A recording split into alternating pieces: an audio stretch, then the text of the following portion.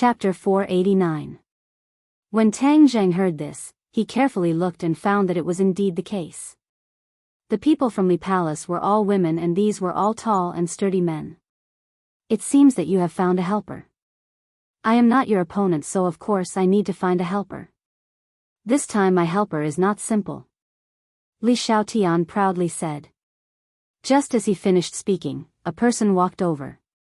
Tang Zheng's pupils shrank as he stared at the person and coldly said, Xing Feng, it's you? Li Xiaotian was actually working with the dragon group. This was really unexpected. Tang Zheng, I know that you definitely still have the life-continuing pill. Hand it over and we can let you go. Xing Feng murderously said. You still want the life-continuing pill? Tang Zheng coldly said, you really don't want to give up. Tang Zheng, going against the dragon group is going against the country. You are digging your own grave. Hung, your words sound dignified and even better than singing. But what qualifications do you have to represent the country? Don't talk to me about these useless things. It is you guys who want to go against me and not me who wants to go against you. If you want to use your strength to bully the weak, then let's see if you are strong enough. Tang Zheng said with a smile that did not reach his eyes. Li Xiaotian coldly watched from the side. Seeing that Tang Zheng was unyielding, he could not help but clap his hands and said with a smile, you really have spirit. Strong, strong. Since it is like this, then what are you waiting for? Finished speaking, Li Xiaotian stood up and took a few steps back. Xing Feng did not say anything and waved his hand. In an instant, Tang Zheng and Huang Xiang were surrounded by layers upon layers of people. You want to attack me from 10,000 meters up in the air? You guys are dreaming. Tang Zheng jokingly said. It is because we are 10,000 meters up in the air that you have nowhere to hide and nowhere to run. Xing Feng proudly said. With the previous experience, Xing Feng had clearly learned his lesson. Is that so? Tang Zheng did not comment. Do it. Xing Feng waved his hand, and more than 10 guns were pointed at Tang Zheng and Huang Xiang. I know you're not afraid of ordinary guns. Have a taste of the power of these guns. Tang Zheng felt a chill in his heart. These guns were definitely not ordinary guns. He did not dare to be careless and waited for them. Bang bang bang. The other party pulled the triggers together, and bullets shot out from the muzzles. Before the bullets hit Tang Zheng, they exploded, and the air seemed to freeze. Tang Zheng's expression suddenly changed. He shouted, be careful, and pushed out both of his palms. With a whoosh, a strong wind blew in their faces. Everyone felt a burning sensation on their cheeks, as if they were being burned by fire. The cold air produced by the explosion was instantly neutralized, but the other party did not stop. Instead, he continued to pull the trigger.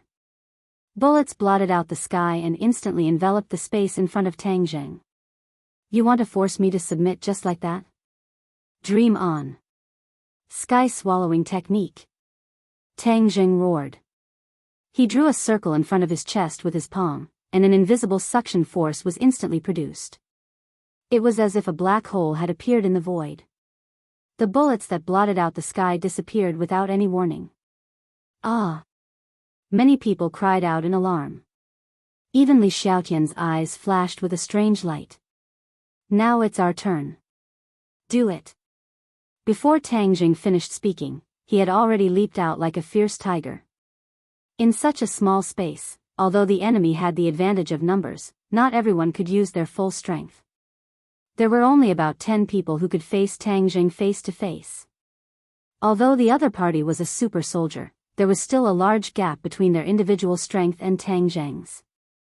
Therefore, under Tang Zheng's bold and fierce moves, several people had already fallen. Huang Xiang did not care. He passed by Tang Zheng and directly charged into the enemy's battle. Battle cries rose and fell, and people kept falling. Xing Feng's face was ashen. Li Xiaotian crossed his arms and urged, why aren't you using your killer move? If this goes on, your subordinates will be wiped out. But if I kill him like that, I won't be able to get the life-continuing pill. Then I won't be able to report to my superiors. Xing Feng hesitated. The life-continuing pill was something that his superiors wanted. If he failed again, then he really would not have the face to report to his superiors. Kill him and take his summer pouch. Won't you be able to get what you want? Li Xiaotian suggested. Tang Zheng could make other things appear at any time, so he definitely had a treasure like the summer pouch. This was not difficult for Li Xiaotian and Xing Feng to guess. Okay, kill him. Xing Feng was also rather envious of the mysterious four symbols Venerable One. The life-continuing pill could be handed over to the higher-ups, but if the four symbols Venerable One could keep it for his own use, then he could safely make up for his lack of strength. Seeing that Xing Feng's killing intent had been aroused, the corner of Li Xiaotian's mouth curled up, and he sneered in his heart, "Idiot, I have my heaven-shocking bow and shooting sun arrows in my summer pouch. How could I let you off so easily? Open the cabin door." Xing Feng ordered loudly. With a bang, the cabin door opened, and a strong suction force was produced. The things inside the cabin flew out of the cabin, and flew 10,000 meters into the air. A few super warriors were also sucked out, while Tang Zheng and Huang Xiang were forced to retreat towards the cabin door. The two of them seemed to have grown roots in the cabin and did not move an inch. However, they could not resist the enemy's pressure. They approached the cabin door step by step, and the huge suction force caused their clothes to flutter, causing their faces to hurt. What are they doing? Could it be that they want to force me out of the sky and fall to my death? Tang Zheng thought suspiciously. Whiz! With a sharp sound of something tearing through the air, a rocket actually rose into the air and shot towards Tang Zheng. F***CK, what are they doing? Aren't they afraid of blowing up the plane? Aren't they afraid of death? Tang Zheng shouted crazily, but facing the continuous barrage of rockets, this was completely different from the bullets from before. In terms of explosive power, the rockets were even stronger. Bang! With a loud explosion, Tang Zheng and Huang Xiang were sent flying by the blazing heat wave, and a large hole was blown in the wall of the cabin. The alarm in the cabin rang non-stop. However, the others acted as if they did not see it. Seeing that Tang Zheng and Huang Xiang were sent flying by the wave of air, everyone immediately jumped out of the hole. What the hell are they doing? Are they really not afraid of death? Tang Zheng was dumbstruck. The other party's actions were completely out of his expectations. But soon, Tang Zheng's question was answered, because two flames spurted out from the feet of each super soldier, and their bodies were suspended in midair. So they have special equipment. No wonder they are so fearless. Are they bullying me because I don't have any equipment? Are they planning to fall to my death? Tang Zheng felt the wind blowing in his ears. The feeling of weightlessness was a test of one's mental and physical endurance. However, Tang Zheng did not panic. When he saw the pursuers diving down without holding back, he calmly took out the dragon-trapping lasso.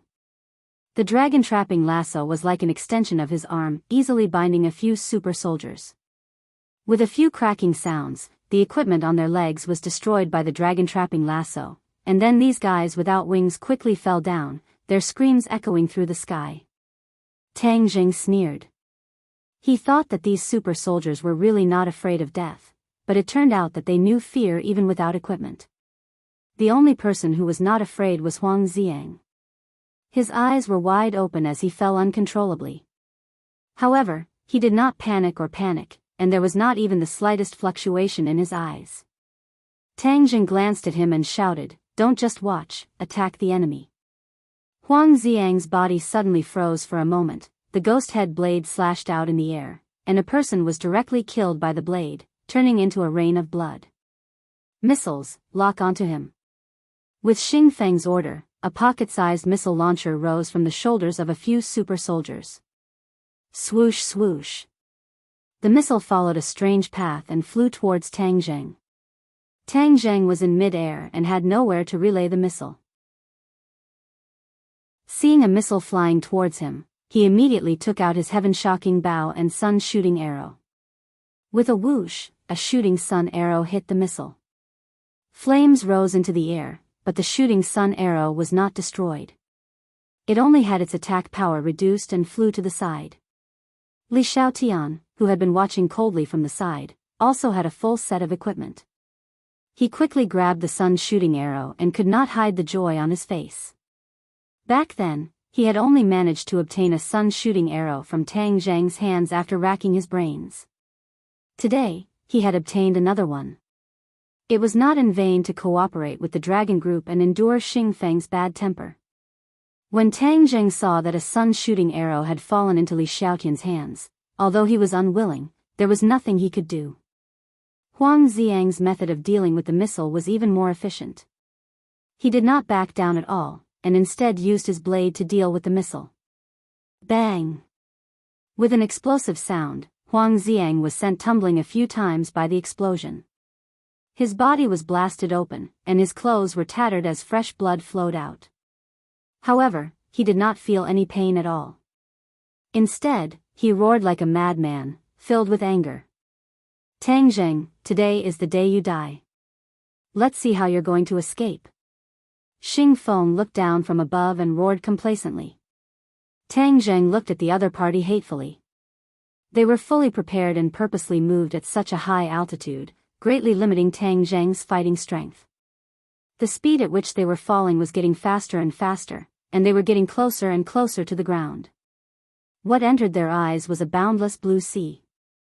The reason they chose to make their move above the sea was to avoid attracting the attention of the people on the land. Although it was all water below them, the water was still fatal. Falling into the water at such a high speed, not to mention that Tang Zheng's chaotic Vajra spell had not reached large success, even if he had, falling into the water at such a high speed would still be enough to choke on. This won't do, we're definitely going to die like this. We have to think of a way. Tang Zheng was anxious, but Shengzi was calm as his thoughts raced. However, Xing Feng obviously did not want to give the two of them the chance to think. Attacks came one after another, whether it was the cold air bullets or the missiles, they all greeted the two of them with all their might. They wanted to counterattack, but the other party relied on their equipment and dodged far away, leaving Tang Zheng helpless. The smile on Xing Feng's face grew wider and wider, while Li Xiaotian was relatively calm. She had interacted with Tang Zheng for so many days, so she understood him better. Until the last moment, she could not predict what would happen, much less determine the outcome. Chapter 490. As they approached the surface of the sea, they could already see the reflection of the sun. Venerable Four Symbols, it's up to you now. Tang Zheng gave a loud cry as the Four Symbols Senior appeared out of thin air. Tang Zheng leaped up and climbed onto the Four Symbols Senior's shoulder before drilling into the Four Symbols Senior's chest. He hurriedly controlled the Venerable Four Symbols to catch the falling Huang Xiang. At that moment, a missile hit the Venerable Four Symbols, causing sparks to erupt from its body. Many people cheered, but the cheers quickly turned into cries of surprise. Although the Venerable Four Symbols was hit by the missile, it was unharmed. I'll show you the power of the Venerable Four Symbols. With a thought from Tang Zheng, the Venerable Four Symbols waved its hand. Bang! A super soldier was sent flying by the fist and fell into the sea like a cannonball, causing a huge splash. Retreat, retreat quickly. Xing Feng knew how powerful the Venerable Four Symbols was. Seeing this, he hurriedly ordered. Everyone quickly retreated and fired at the Venerable Four Symbols. However, the Venerable Four Symbols was invulnerable and unharmed. Boom! A heaven-shaking explosion sounded out as the Four Symbols Senior fell into the sea, causing huge waves to soar into the sky. Even though Tang Zheng was inside the Four Symbols Senior's body, he was still knocked dizzy by the huge impact. Fortunately, he was not seriously injured. Squeak squeak. Xiao Bai suddenly appeared in front of Tang Zheng out of thin air. Previously, because of the flight, Tang Zheng used an illusion to temporarily cut off Xiao Bai's connection with the outside world. The outside world could not see it, and it did not know what was happening outside. Due to the violent tremors, the illusion lost its effect and Whitey was revealed. The little guy stretched its neck and looked around with its big eyes, not knowing what had happened. Tang Jing patted its head to comfort it, then turned his attention to the outside world. The venerable four symbols was a huge creature and weighed a lot. Of course, it could not swim. As soon as it entered the sea, it quickly sank. By the time the super soldiers reached the surface, the venerable four symbols had completely sunk into the sea. Tang Jing hid within the body of the four symbols venerable and was completely isolated from the seawater outside. He was completely fine. Huang Xiang was also lying on the shoulder of the four symbols venerable without any abnormality. Huang Xiang was Tian Chanzi's puppet. Although his appearance was still that of a human, because of his cultivation, his body was completely different from that of an ordinary human. Therefore, even if he was in the sea, he would still be fine without breathing. Moreover, the pressure from the sea wouldn't harm his body for the time being. The sea had returned to its calm state.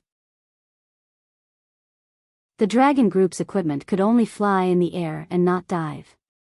So, they could only watch as Tang Jing disappeared into the sea. Xing Feng's face was ashen as he cursed, "A bunch of useless things. There are so many of you, yet you can't even deal with the two of them. What are you waiting for? Take off your equipment and dive down to take a look." A few super soldiers jumped into the water to investigate, while the others stared at the surface of the sea. The smile on Li Xiaotian's face disappeared as well. He sighed faintly and said, "It's useless. Since he disappeared from our sight, it'll be difficult for us to find him again."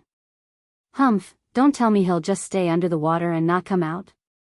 I don't believe he'll turn into a fish in the sea," Xing Feng said unwillingly. Li Xiaotian didn't comment and said, "This time I cooperated with you because I thought the dragon group's strength was outstanding. Now it seems that my expectations were a bit too high." Xing Feng snorted and said, "Perhaps the dragon group's strength is still weak now, but in the future, the dragon group won't lose to any of the three great organizations." Li Xiaotian shrugged and said, "Then I'll wait and see. But let me remind you that Tang Jing isn't an ordinary person. He's already escaped from your hands 3 times. The next time you want to catch him, it'll be even more difficult. You'll have to find another way." "What do you mean?" "It's very simple to deal with a person. As long as you find his weak spot, you can make him surrender without resistance. He'll do whatever you want him to do." Li Xiaotian said with a smile, but his eyes were like a poisonous snake, causing others to tremble in fear. Xing Feng didn't feel any fear. On the contrary, his interest was piqued and he said, "I'd like to hear the details." Li Xiaotian was just about to speak when he saw a few people rushing out of the water. Then, they fell from the sky and fiercely crashed into the water. "Attention!" Xing Feng only had time to warn before he saw a huge monster rushing out of the water. It jumped out of the water and with a sweep of its long arm, it directly attacked the super soldiers. On the shoulder of this huge monster were 2 fellows, one big and one small. The big fellow was Huang Xiang. His whole body was drenched as he raised the demon head blade with water droplets on it and slashed down. The small fellow was Xiao Bai. He opened his mouth and flames filled the sky. It was as if the sky had been lit up, and the super soldiers were immediately set on fire. Bang! Bang! Bang! Bullets and missiles quickly greeted the 4 symbols venerable. However, the 4 symbols venerable's momentum had already been exhausted.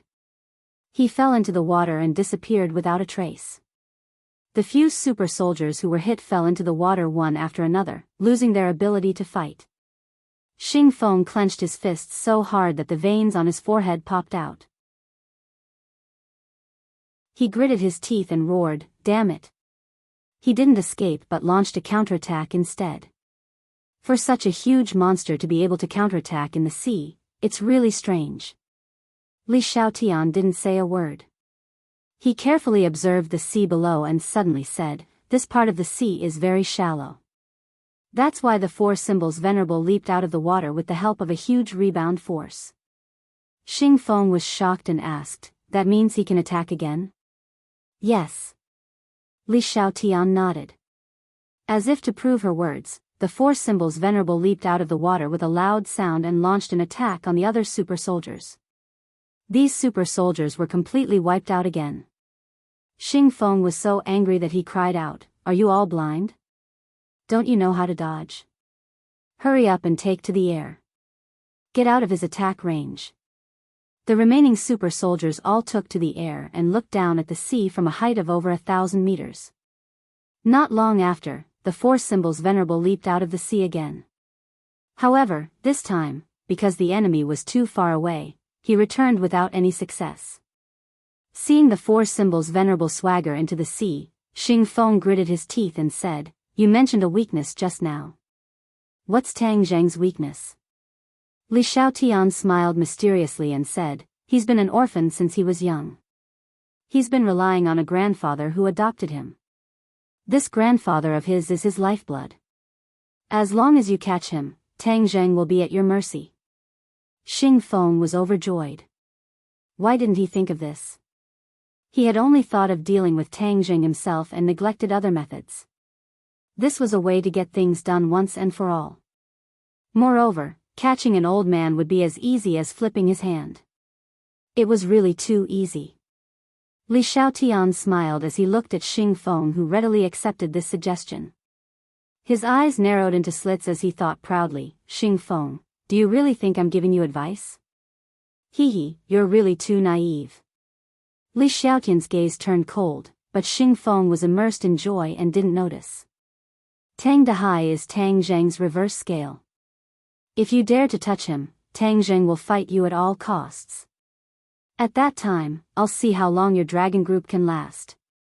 The government wants to use the dragon group to check and balance our three major organizations. Their thinking is too simple. We can't directly interfere with the dragon group's matters, but we don't mind finding some trouble for you. If Xing Feng knew what she was thinking at this moment, he would definitely give her the title of two-faced woman. Her schemes were too deep, and the slightest bit of carelessness would cause him to fall into her trap.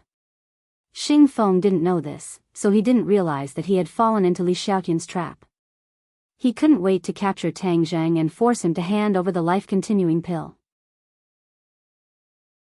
No, not only the life-continuing pill, Xing Feng wanted all of his treasures. Retreat. With Xing Feng's order, he took the lead and flew towards land. Li Xiaotian deeply looked at the calm sea and muttered to herself, "He's not accompanying his family at home during the winter break. What is he doing in the southern sea?" She couldn't figure out the reason no matter how hard she racked her brains. She couldn't continue to guard here because it would be useless. With the protection of the four symbols venerables, Tang Zhang could completely dive under the sea. Her guess wasn't wrong. When Tang Zhang confirmed that the enemy had retreated, he didn't jump out of the water, but instead dived a few hundred meters under the sea. It was true that the four symbols venerables were huge creatures, but in the vast sea, they were insignificant. Diving under the sea wouldn't cause any big movements. The pressure of the several hundred meters under the sea was huge, but it didn't affect the four symbols venerables and Huang Xiang much. Another matter also shocked Tang Zhang. Xiao Bai's swimming ability was actually very good. It was as free as a small fish. Its four claws were constantly paddling the sea, and its speed wasn't slow either. Furthermore, it could also withstand the pressure of the several hundred meters under the sea. From time to time, it would spit out a few small bubbles. It was very cute. The Dragon Palace was located very far from the coastline. Tang Zhang was still quite a distance away. He dived under the sea, and the sea was getting deeper and deeper. Gradually, it was over 1,000 meters under the sea. The four symbols venerables and Xiao Bai were still safe and sound, but Huang Xiang couldn't take it anymore. He kept spitting out bubbles, and his movements became stiff and slow.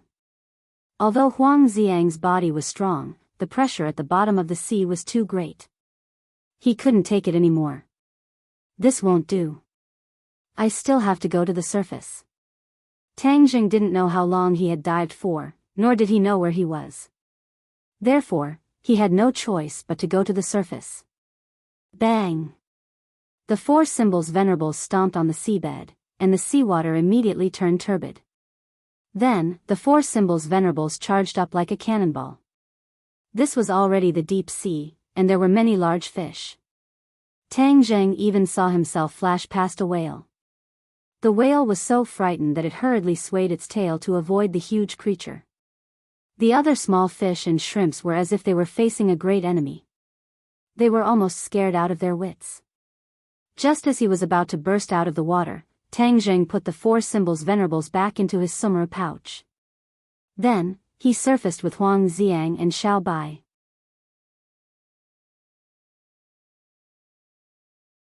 Chapter 491.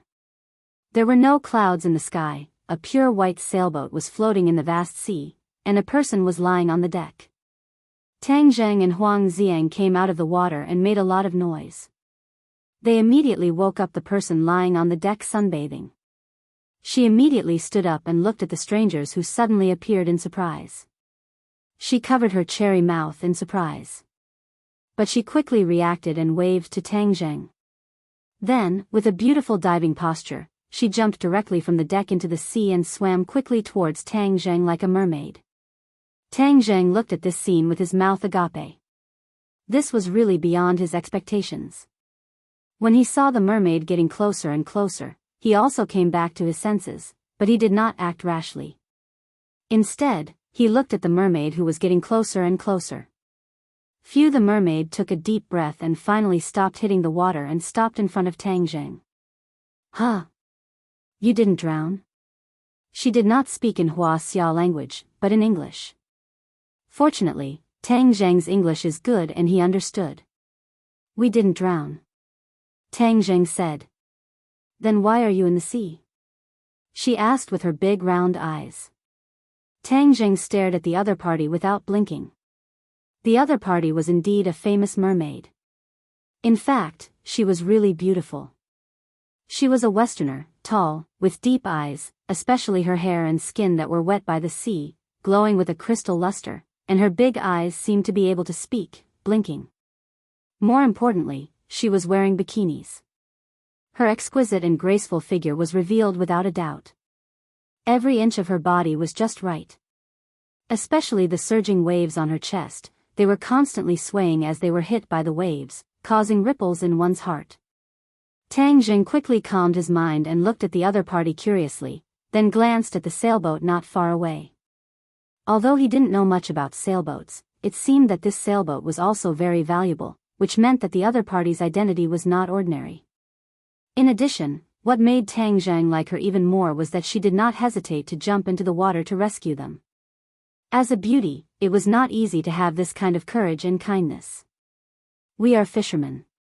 We went out to sea to catch fish, but we were careless and our boat was destroyed by the waves. After that, we drifted on the sea. Fortunately, we met you. Otherwise, we would have been buried in the sea. Tang Zheng made up a story and said with great emotion. Surprisingly, the mermaid did not suspect anything. Instead, she said sympathetically, "Then you are really pitiful.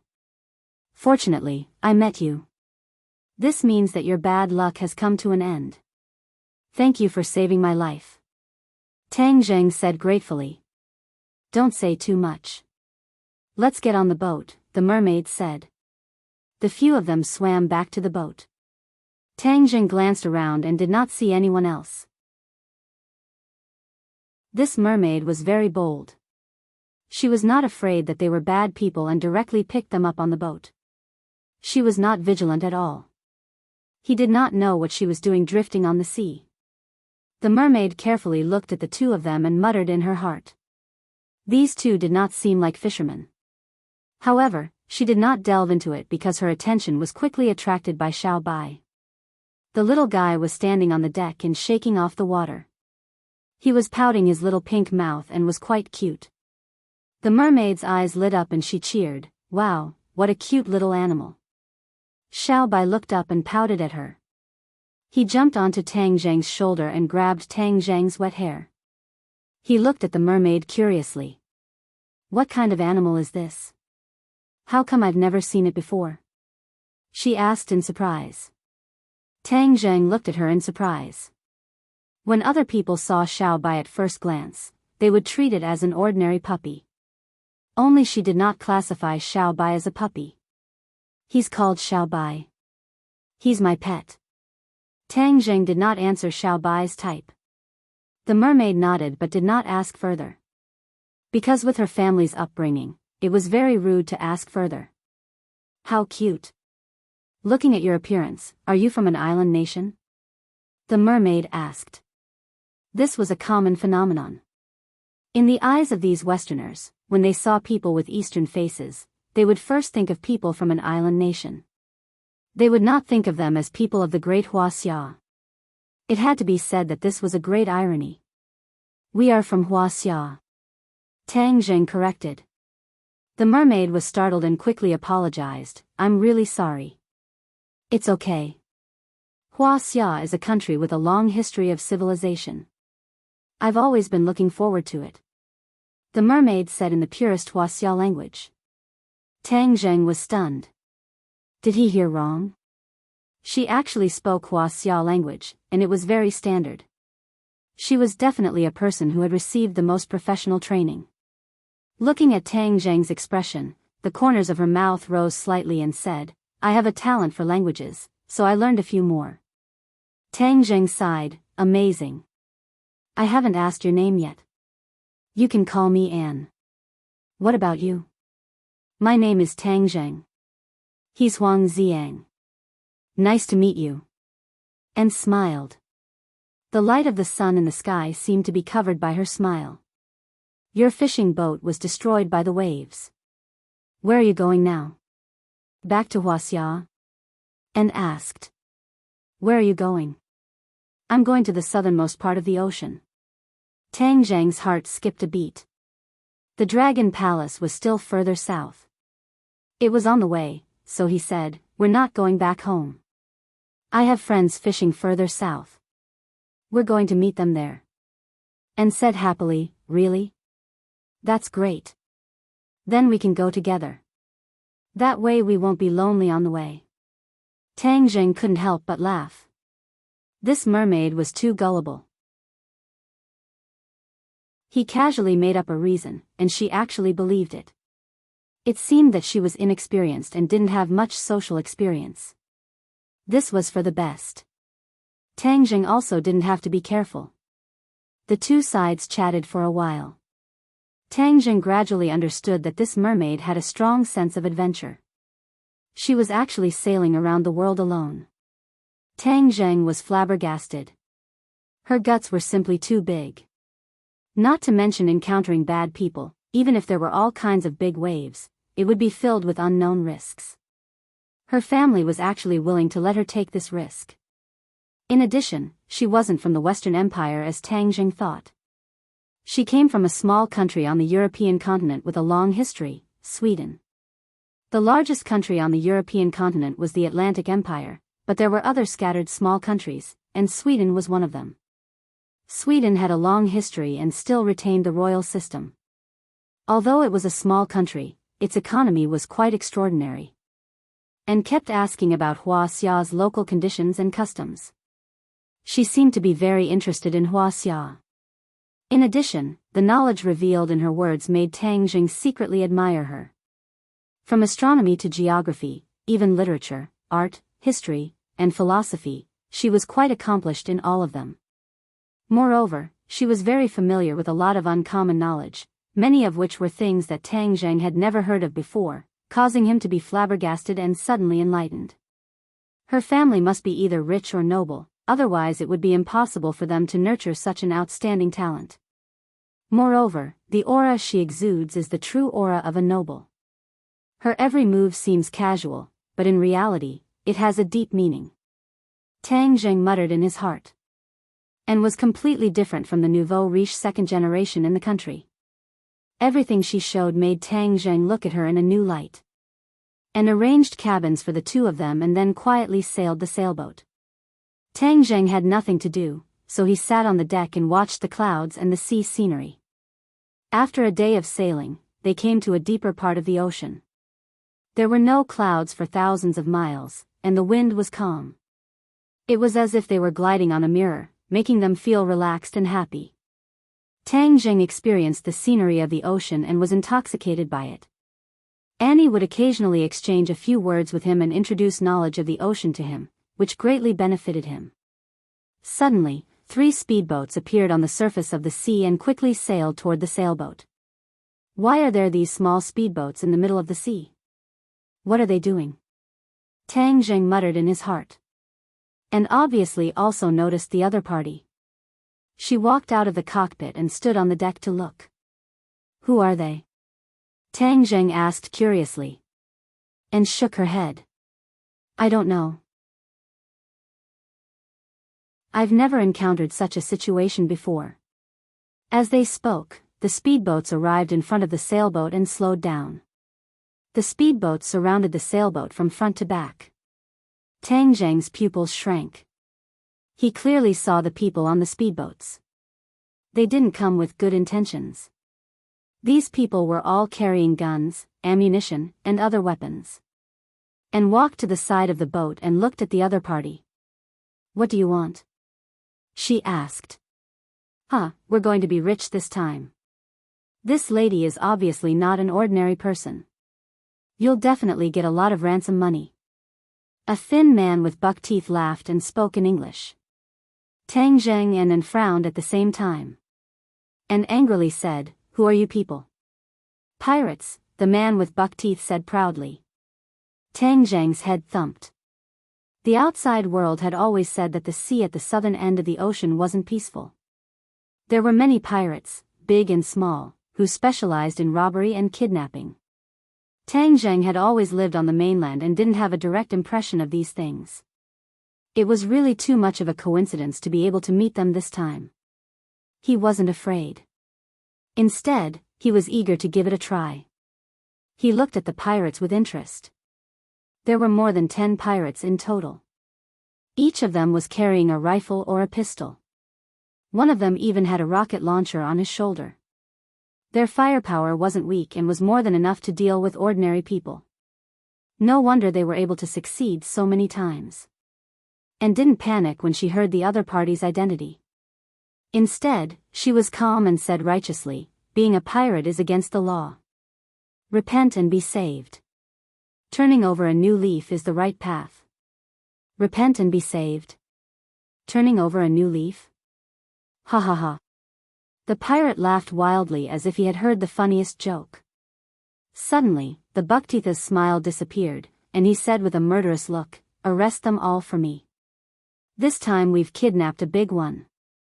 After this one is done, we can rest for a while.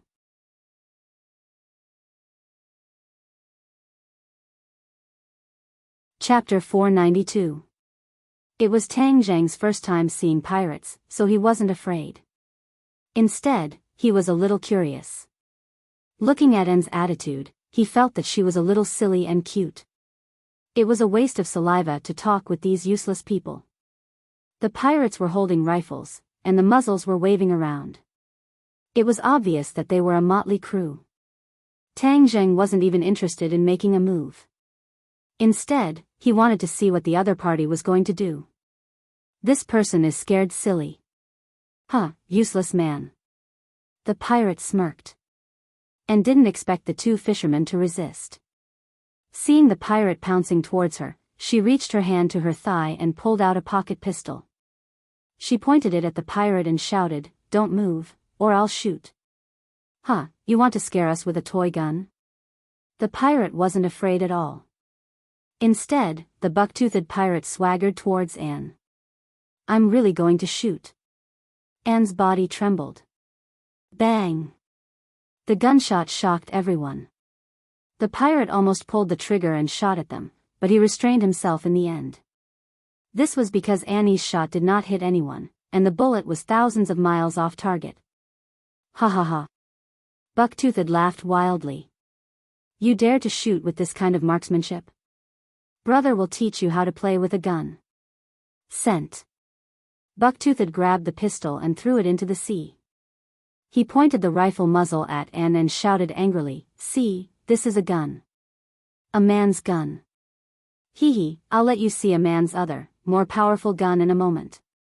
When the other pirates heard this, they laughed even more unscrupulously. Their eyes kept sizing up Anne. Anne's heart trembled. She quickly hugged her chest, but it didn't have the slightest power. Instead, It looked delicate and pitiful, causing ripples in people's hearts. Tie them up. Several pirates hurriedly tied the 3 people up with ropes. Tang Zheng and Huang Xiang didn't resist because Tang Zheng had a new idea. These pirates weren't good people. They had burned, killed, and plundered countless times. Since he had encountered them today, it was their bad luck. If he could get rid of these guys while he was at it, he would be doing a good deed. Pirates were a group of people, and it was impossible for there to be only a few of them.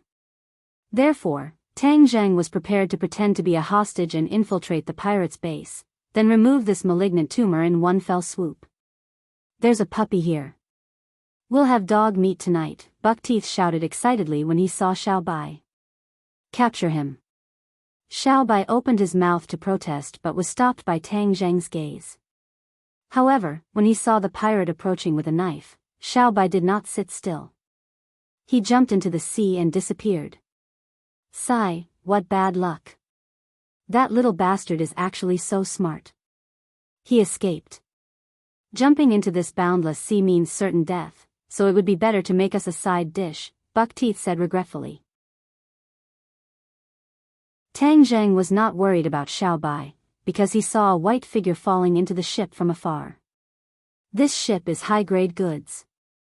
We really got a big fish this time, the pirate said excitedly as he looked around and knocked on the side of the ship.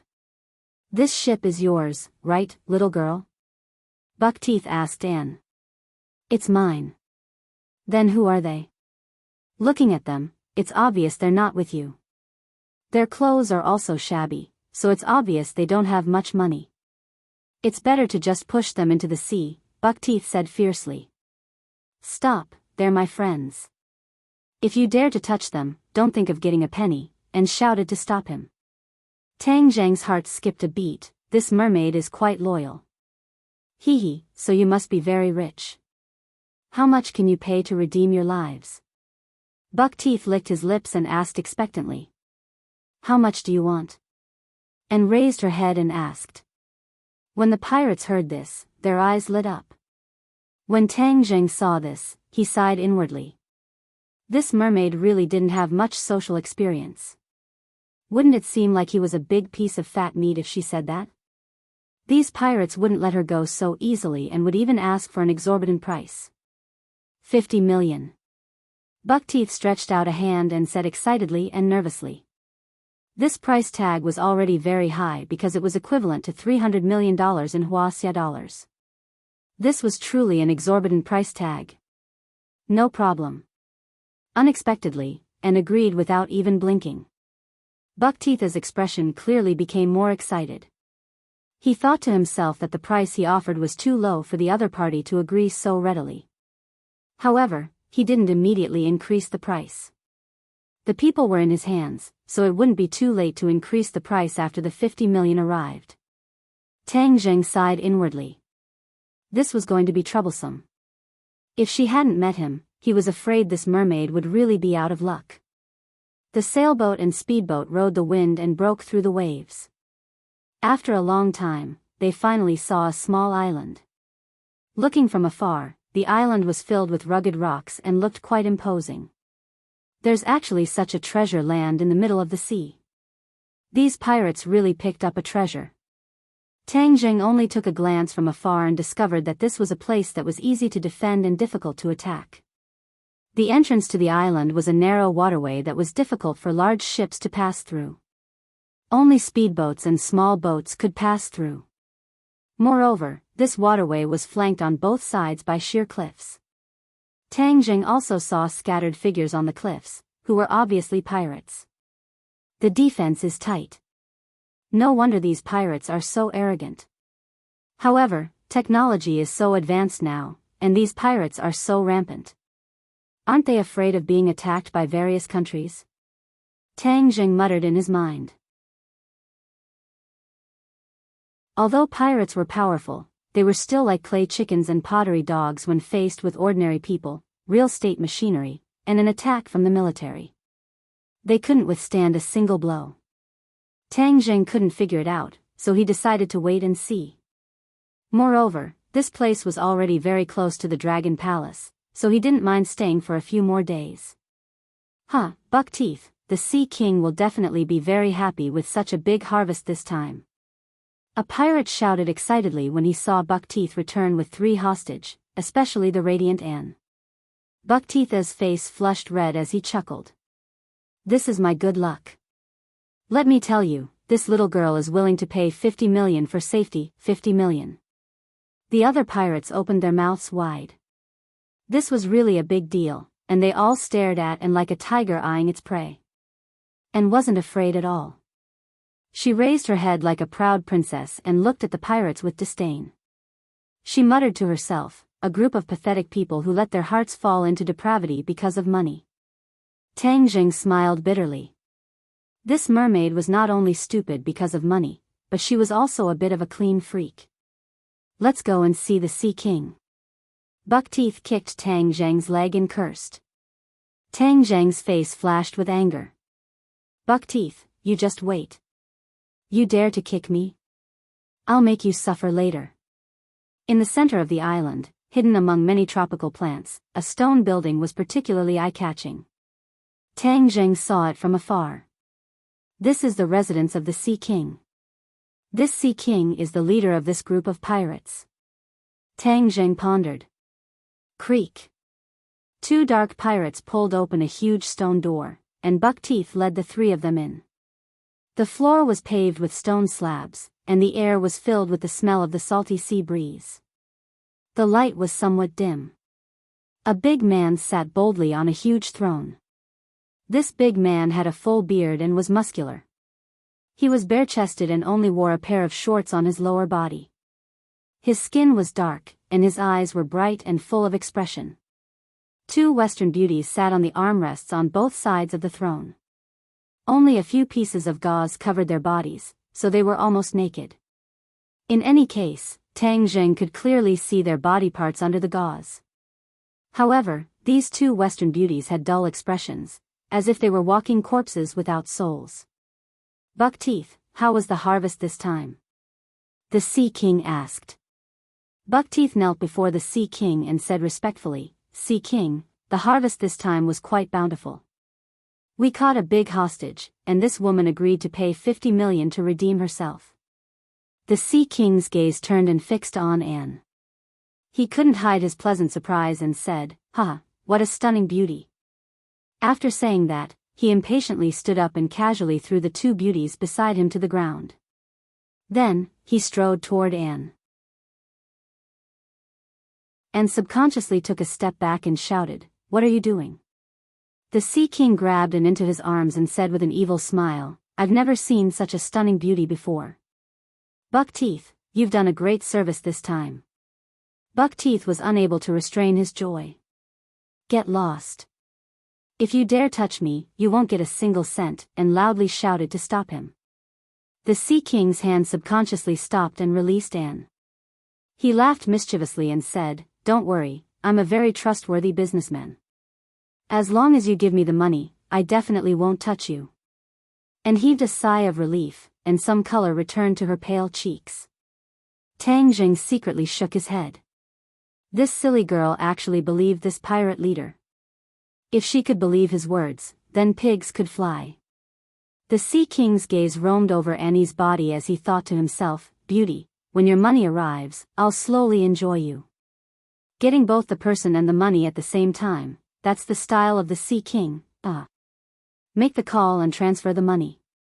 The Sea King handed a satellite phone to Anne. Annie hurriedly dialed the number, and the call went through immediately. However, the Sea King snatched the phone away and shouted into the phone, Your relative is in our hands. Prepare to transfer 50 million to us, or I will immediately throw him into the sea to feed the sharks. Who are you? Why do you have this phone? A dignified man's voice came from the satellite phone. Beauty, what's your name? He actually doesn't believe me, the Sea King asked. Anne. Anne is in our hands. Do you hear me clearly now? The Sea King said arrogantly. The other party's breathing clearly paused, and then he said in a deep voice, Let me talk to Anne. We have always complied with our customers' requests. We can satisfy your request. The Sea King handed the phone to Anne's mouth. "Father," and called out. "Anne, don't worry. We'll definitely get you out." The Sea King immediately took the phone back and said, "Now you know that I didn't lie to you. Transfer the money to this account immediately. If you don't receive the money within an hour, you won't be able to see your precious daughter again. It's too difficult to gather 50 million in an hour. 6 hours. If I don't see the money in 3 hours, you can just wait to collect the corpse."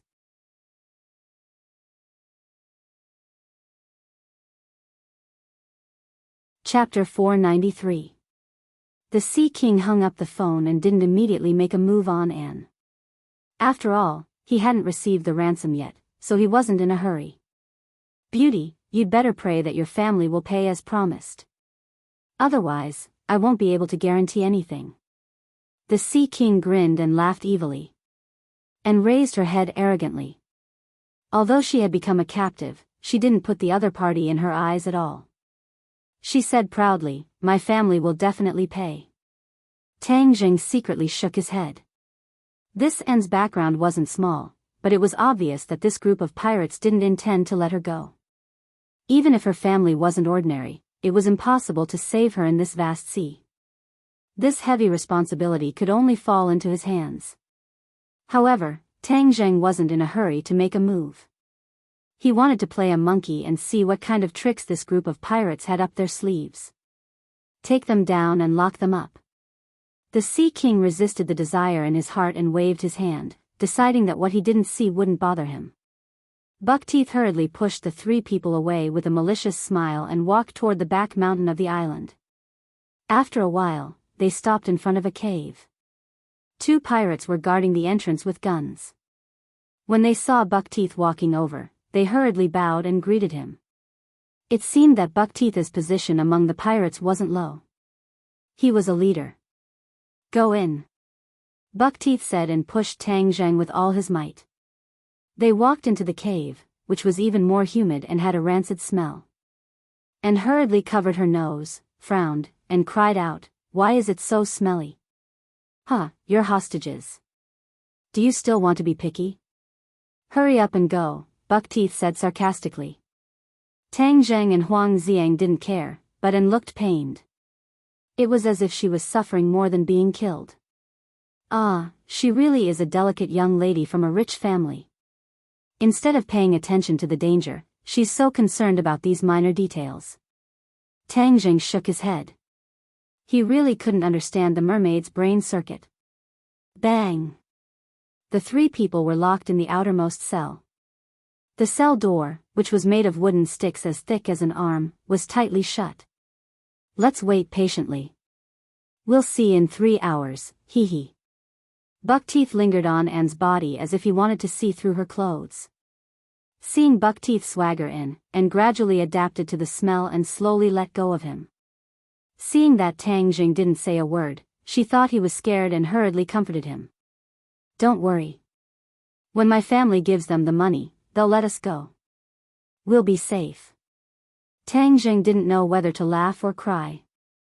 He didn't know where her confidence came from. Didn't she know that some people could lie? "Thank you," Tang Jing said casually. "Humph, these pirates are too abominable. They must have done a lot of bad things. Once we leave, I'll definitely send people to capture them all." And bit her lips and spoke ruthlessly. Pfft. Before Tang Zheng could respond, a soft snicker rang out. Tang Zheng and Anne were startled and looked at each other suspiciously. And quickly asked, "Who's laughing?" "I'm laughing at your shameless boasting and overestimating yourselves." The voice rang out again. Tang Zheng looked in the direction of the voice and saw that it came from a cell diagonally across from them. But the light in the other cell was dim, and he couldn't see the scene inside. "Why do you say I'm shameless boasting? I'm not lying." And argued. "You're just a woman, yet you dare to talk nonsense about capturing this group of pirates. If this isn't shameless boasting, what is it?" The other person retorted. Anne's face gradually turned red as she asked, "Who are you?" Why are you speaking for the pirates and boosting their morale while diminishing your own? I wanted to capture the pirates, but I didn't expect to become a prisoner, the person said self-deprecatingly, full of disappointment. Ah, so you're an enemy of the pirates. Then who are you? International Peacekeeping Force. The man hesitated for a moment and said. Tang Zhang and were stunned for a moment. Peacekeeping Force? They often heard this word. This kind of force mostly appeared in various international conflicts or other dangerous places. How could it appear in this pirate's lair? As if understanding the doubts of the two, the other person said, the United Nations has been paying attention to this group of pirates for a long time. This time, they sent a large number of elites to capture them in one fell swoop. He stopped and didn't continue. Obviously, this operation was a complete failure, so he was embarrassed to speak. Thinking about it, it was also very reasonable. Even the peacekeeping force had failed, but Anne said that she wanted to capture all the pirates. This was indeed a bit of shameless boasting. Tang Zheng didn't expect this group of pirates to be so notorious that even the peacekeeping force was alarmed. This made him even more determined to get rid of this group of pirates. However, he was also very curious. The combat power of the peacekeeping force should be more than a level higher than this group of motley crew. Why did they mobilize so many people to crusade against them fail? Obviously, Anne also had this question in her heart, so she asked directly. The other person was silent for a moment, sighed, and said dejectedly, originally, we were well prepared. Everyone was very confident in the air and sea attack. But I don't know why, in the blink of an eye, all our mechanical equipment failed. The plane crashed, the ship broke down, and we became live targets. We were shot down and sunk. Recalling that scene, he still had some lingering fear in his heart, because all of this had far exceeded his imagination. Everything had happened too quickly, and all of his comrades had been sacrificed. In the end, he was the only one left in the army of hundreds. He was prepared to give himself a glory bomb, but he didn't have time and was directly captured. Anne's eyes widened in disbelief. As if listening to a book, she subconsciously shook her head and said, "You're making up a story." Hee hee. The other person laughed self-deprecatingly. I also hope that all of this is a story I made up, so that my comrades can come back to life. Anne looked sad and didn't say more. It seemed that the other person wasn't making up a story, but what he said was a fantasy. She definitely wouldn't believe it. But when Tang Zheng heard this, his pupils involuntarily shrank. He asked, could it be that the pirates have some kind of high-tech weapon? Impossible. The other person denied it immediately. There is no such high-tech weapon in this world because this kind of weapon is too heaven-defying. It's impossible for it to exist. Tang Zheng thought about it and found that it was true. If there really was a high-tech weapon that could stop all the planes and warships, then the country with such a weapon would definitely become the master of this world. It was like he had the sharpest spear and the strongest shield. He was the only one who could attack others. If the enemy wanted to deal with him, it was simply a fool's dream. Tang Zheng muttered in his heart. If this wasn't a high-tech weapon, then what could it be? He couldn't figure it out no matter how much he thought about it. The other person seemed to be tired of talking. No matter how Tang Zheng and Anne asked, he didn't say anything. The cave fell into a dead silence. Although Anne's face turned a little pale, she still comforted Tang Zheng softly. You have to have confidence. We will definitely regain our freedom. Tang Zheng smiled. I have confidence. Annie smiled, thinking that it was her consolation that worked. She began to chat with Tang Zheng, not feeling the slightest bit of self-consciousness as a captive. After a long time, Buckteeth strode in with a few pirates and fiercely grabbed the person in the cell. Tang Zheng and Anne finally saw the other person clearly. He was a tall white man with injuries on his body. He wasn't in good spirits, but there was a trace of determination and unyielding between his brows. What are you doing? Anne immediately questioned loudly when she saw the situation.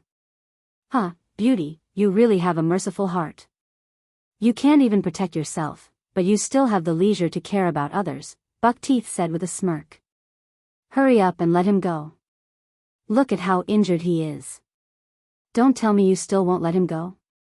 Do you still have any humanity? Anne's question was powerful and awe-inspiring. We're freeing him, and we're giving him a final performance in front of a global audience. After today, he's going to be the most famous star in the world. We're helping him, you know. Buckteeth argued irrationally. Anne froze for a moment and didn't immediately understand the meaning of the other party's words. However, Tang Zheng immediately understood.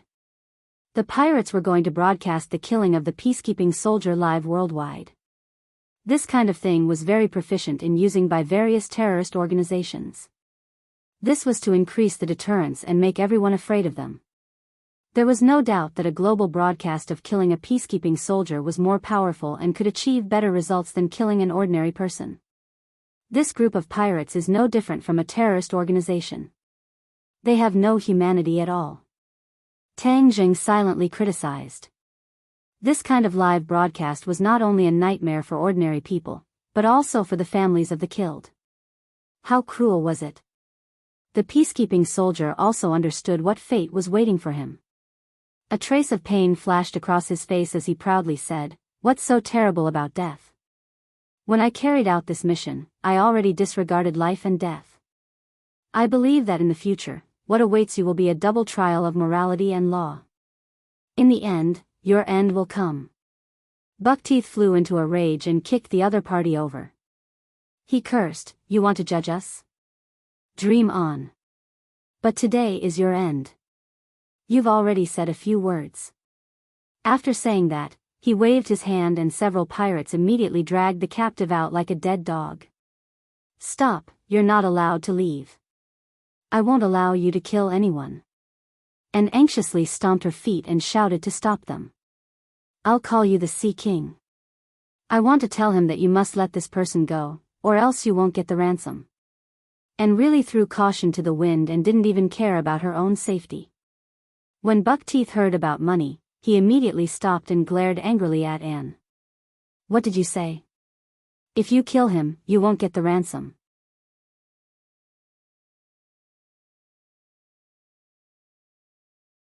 Chapter 494. The cell door opened, and Buckteeth fiercely escorted Anne out.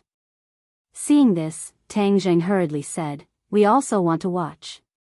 Hee, someone actually volunteered to watch the killing. Interesting. Buckteeth looked at Tang Zheng in surprise. Tang Zheng pretended to be timid and smiled. "I want to broaden my horizons." Buckteeth pondered. "Since you're so anxious, I'll kill that peacekeeper later and make you famous. I'll also broadcast it to the world. That way, it'll be even more shocking." Hee, okay, as you wish. They were escorted out of the cave. And frowned and glared at Tang Zheng. She scolded him in a low voice, "Why did you get involved? It's very dangerous." "A global broadcast? I've never seen it before." "It's broadening my horizons," Tang Zheng said with a smile. Anne's frown deepened. She looked at him speechlessly and warned, "Don't talk nonsense later. I must make them give up on such inhumane behavior." Tang Zheng rolled his eyes. "Since you already know they're inhumane, why are you still trying to persuade him? Isn't that playing the lute to a cow?" They were escorted to the Sea King. The Sea King's eyes seemed to sink into Anne's body. He strode over and said, "Miss Anne, your ransom hasn't been paid yet. It's been transferred. It looks like your family won't pay." And shook her head firmly. "That's impossible. It's not time yet. There's only a few minutes left. However, I don't mind waiting a few more minutes to deal with this annoying guy first." The Sea King shrugged and locked his eyes on his target. "Bazer, you're really a lucky guy. Today, I'll make you the focus of the world's attention," the Sea King said maliciously. Bazer was the name of this peacekeeper. Hearing this, he wasn't afraid at all and loudly rebuked, "Sea King, you've committed all kinds of crimes. Even the heavens won't obey you. The international community won't let you off. The more arrogant you are now, the faster you'll perish." Hee hee, is that so? Why was your army annihilated? Let me tell you, no matter how many troops you send, I can make sure that none of you return. The Sea King was very confident. Arrogant. Bezer spat. He didn't believe it. Tang Jing did not really believe that the Sea King had the ability to do so. After all, this group of pirates could not be compared to a regular army, especially a peacekeeping force that had gathered many elites. He did not know where the Sea King's confidence came from. The cameras were already set up and connected to the internet. The global live broadcast began. The Sea King swaggered back to his throne and faced the camera. He did not cover his face like the other terrorist organizations. It was as if he was not afraid of exposing his appearance. Viewers from all over the world, today, I, the Sea King, will bring you a feast of blood and lives. I will show you who the real king of the sea is. The Sea King's opening was simple and straightforward, full of confidence. In today's society, the internet covered the entire world. Therefore, when this live broadcast video was released, it immediately attracted the attention of many people. However, most people treated it as a prank. However, the Sea King did not disappoint the audience. He immediately ordered his subordinates to bring Bezer in front of the camera. A gleaming knife was placed on Bezer's neck. Hey, the acting is quite realistic. It's just a claptrap. It's just a clickbait. Yeah, he didn't even cover his face. There isn't such a bold terrorist organization in the world. The audience left comments. Most of them still did not believe it. However, the United Nations was shocked. Ordinary people did not know about Bezer's background, but the United Nations was very clear about it. Many people even knew about the encirclement operation against the Sea King not long ago. The United Nations thought that the whole group had been annihilated. They did not expect that there would be a captive. If they killed Bezer in front of the entire world, the impact would be unimaginable. The United Nations immediately took action. However, at the same time, they found that a few ships had appeared in the sea. They were moving at full speed towards the island. The Sea King did not know about this, nor did he care. He was focused on the audience's reaction. Seeing that most of them did not believe him, he angrily slapped the seat and said, "You don't believe me, right? Don't worry. You'll believe me in a while. I'll show you the power of the Sea King. However, I have to introduce myself first so that everyone can get to know me. You can call me the Sea King because I am the king of the sea. I'm currently on an island in the middle of the sea. I've named it Sea King Island. This is my base. I announce that from today onwards, all ships that pass through this area will have to pay taxes to me in order to seek my protection." At the same time, Buckteeth opened a sea map. The Sea King drew a large circle on a large area on the map. This meant that this area of the sea would be included in his sphere of influence. This person is really crazy. The king of the sea is really whimsical. Yeah, and those people are fooling around with him. They're simply idiots. The audience expressed their opinions. You guys are the idiots. You don't believe me, but I'll make you believe me now. Do you see? This person is Bezer. He's the only remaining captive of the United Nations peacekeeping force sent to encircle me. Today, I'm going to kill him in front of the entire world. The Sea King's voice was filled with madness, and his expression gradually became ferocious. Many of the audience saw this and gradually began to believe him. Could this be true? Is this person really so crazy that he's going to kill people on a live broadcast? You'll know if you keep watching. Seeing the audience's reaction, the Sea King's tanned face flushed with pride. He hooted, "All of you listen to me. From today onwards, anyone who doesn't pay taxes to me will end up like him." With that, the Sea King took the broadsword and pointed it at Bezer's neck.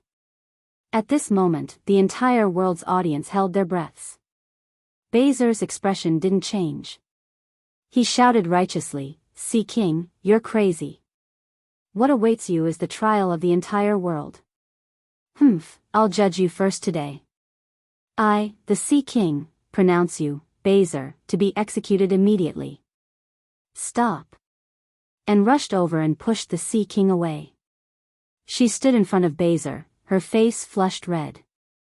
I won't allow you to hurt him. This is a crime. Do you know that? Wow, a beauty actually rushed out. She's so beautiful. Is she an actress? Huh, I know. This must be a show. The tense nerves of the audience relaxed and they started to tease. Isn't this Princess Anne of the Swedish royal family? Suddenly, an audience member commented. Princess, is this a joke?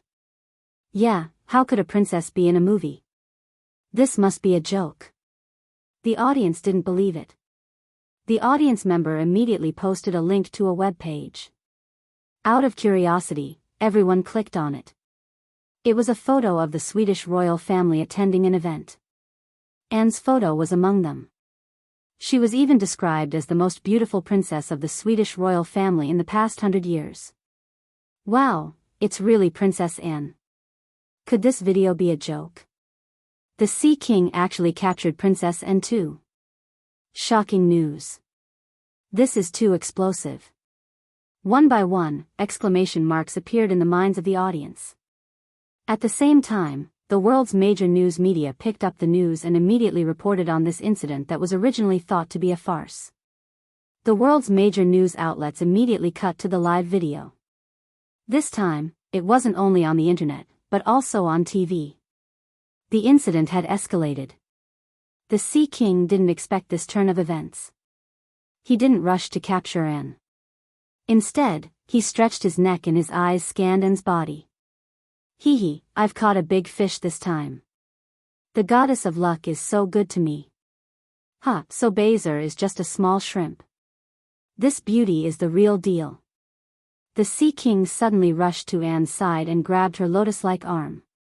He smiled maliciously and said, "So it's your highness. It's my great honor to be here on Sea King Island today." As he spoke, he bent over and made a gentlemanly gesture, but it was neither fish nor fowl. He didn't look like a gentleman at all. And frowned in disgust. Tang Zheng didn't expect to meet the princess of a country. No wonder she had such a strong aura and was so confident. Heh, this is getting more and more interesting. Since her identity is so special, it seems that she doesn't need my help. If a country's princess was captured, the other party would have taken action long ago. Perhaps the rescue team would have arrived soon. Of course, there was no need for Tang Zheng to be the hero and save the beauty. Moreover, the Sea King knew Anne's identity and wouldn't easily make a move against her. This was because he wasn't targeting a person or a family, but an entire country.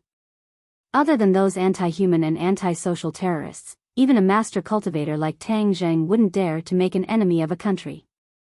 However, a princess of a country sailing around the world by herself. Her courage isn't ordinary. She has a very adventurous spirit. Tang Zheng couldn't help but look at Anne. This princess was really different from the rest. She didn't take the usual path. Hee hee, no wonder your family was willing to pay the 50 million ransom.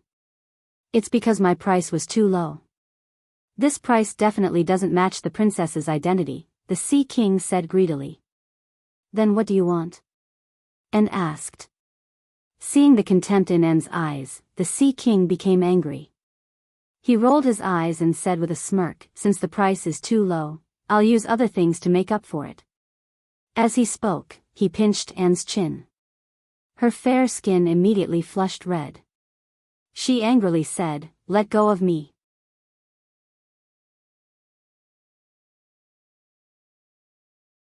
Chapter 495. As soon as he said that, it was truly shocking. The audience all over the world was stunned and their jaws almost dropped to the ground. However, looking at the crazed look in the Sea King's eyes, it was obvious that he was not joking. He was really going to do it. Crazy. This was absolute madness. The Sea King was actually going to broadcast to the world what he and Princess Anne were doing. This would undoubtedly become the most explosive news on television and the internet. the dignity of the Swedish royal family would be fatally challenged. This was not a humiliation for a single person, but for an entire country. The audience was boiling, and many people were even directly angry. Princess Anne was so beautiful that it was blasphemous to look at her for an extra second. However, the Sea King was actually going to do it in front of the entire world. He was simply insane and inhumane. Of course, there was no lack of busybodies running around to spread the news and call their friends to watch this shocking farce. The audience's comments below the live broadcast were already boiling. Millions of comments flooded the internet like a flood. As the person involved, Anne's mind went blank for a moment. She thought that she had misheard. From the moment she was born, she was destined to be extraordinary. Everyone adored and respected her. No one dared to be so rude to her. She was really angry. Since young, she had been educated by the royal family and rarely got angry. She was also good at hiding her temper. However, at this moment, she finally exploded. She gritted her teeth and said, "Shameless." These two words were extremely harsh to her. In her education, there was no such thing as a shrew swearing on the streets. This was the limit of what she could think of. However, to the Sea King, this was like scratching an itch through his boot. It was not lethal at all. Instead, it aroused his interest, and he chuckled. "In a moment, I'll let you know who's the real shameless one. I'll let you experience what pleasure is in front of the entire world. I'll make you submit to me." The Sea King was extremely excited. Every cell in his body was cheering. He had not decided to do this on a whim. He had thought it through carefully. He was not afraid of Sweden's revenge at all. Moreover, the reputation of kidnapping a princess and sleeping with a princess could not be compared at all. As long as he slept with the princess, his reputation would become the #1 man in the world. Those celebrities were not even worthy of carrying his shoes. This was the effect he wanted. He wanted people all over the world to know him, fear him, and intimidate them so that they would not dare to go against his decision. Hearing such shameless words, Anne was furious. Her face revealed a determined expression as she said, "Even if I die, I won't let you have your way. Hee, you're in my hands. You can't die even if you want to." The Sea King grabbed Anne's arm and put his head in front of her face as he sneered. Anne wanted to cry but had no tears. This time, she really couldn't even die. Was she really going to be forced to do that? She couldn't imagine that scene. Tang Zheng had been watching the Sea King's performance with great interest, but he was almost stunned by the Sea King's actions. He was not an ordinary person. He was much bolder than Tang Zheng. He could not help but feel ashamed of his inferiority. Of course, the anger in his heart burned even more. The Sea King no longer had any humanity. Such a person was a scourge in the world. "Princess Anne, the audience is still waiting. Let's begin." The Sea King licked his lips and puckered his lips as he bit Anne's face. Damn it, this Sea King is a beast. He actually dared to defile the honorable princess. Yes, he's a scumbag. Sigh, if only I could get intimate with the princess. The audience was in an uproar as more and more comments were left. Seeing this, Tang Zheng immediately prepared to save the damsel in distress. However, before he could do anything, the ground suddenly trembled. Many of the furniture swayed, and the camera tripod tilted and fell to the ground. Ah, what's going on? Yeah, why did the video only capture the lower half of the body? Where's Princess Anne? The camera fell to the ground, and the scene was a mess.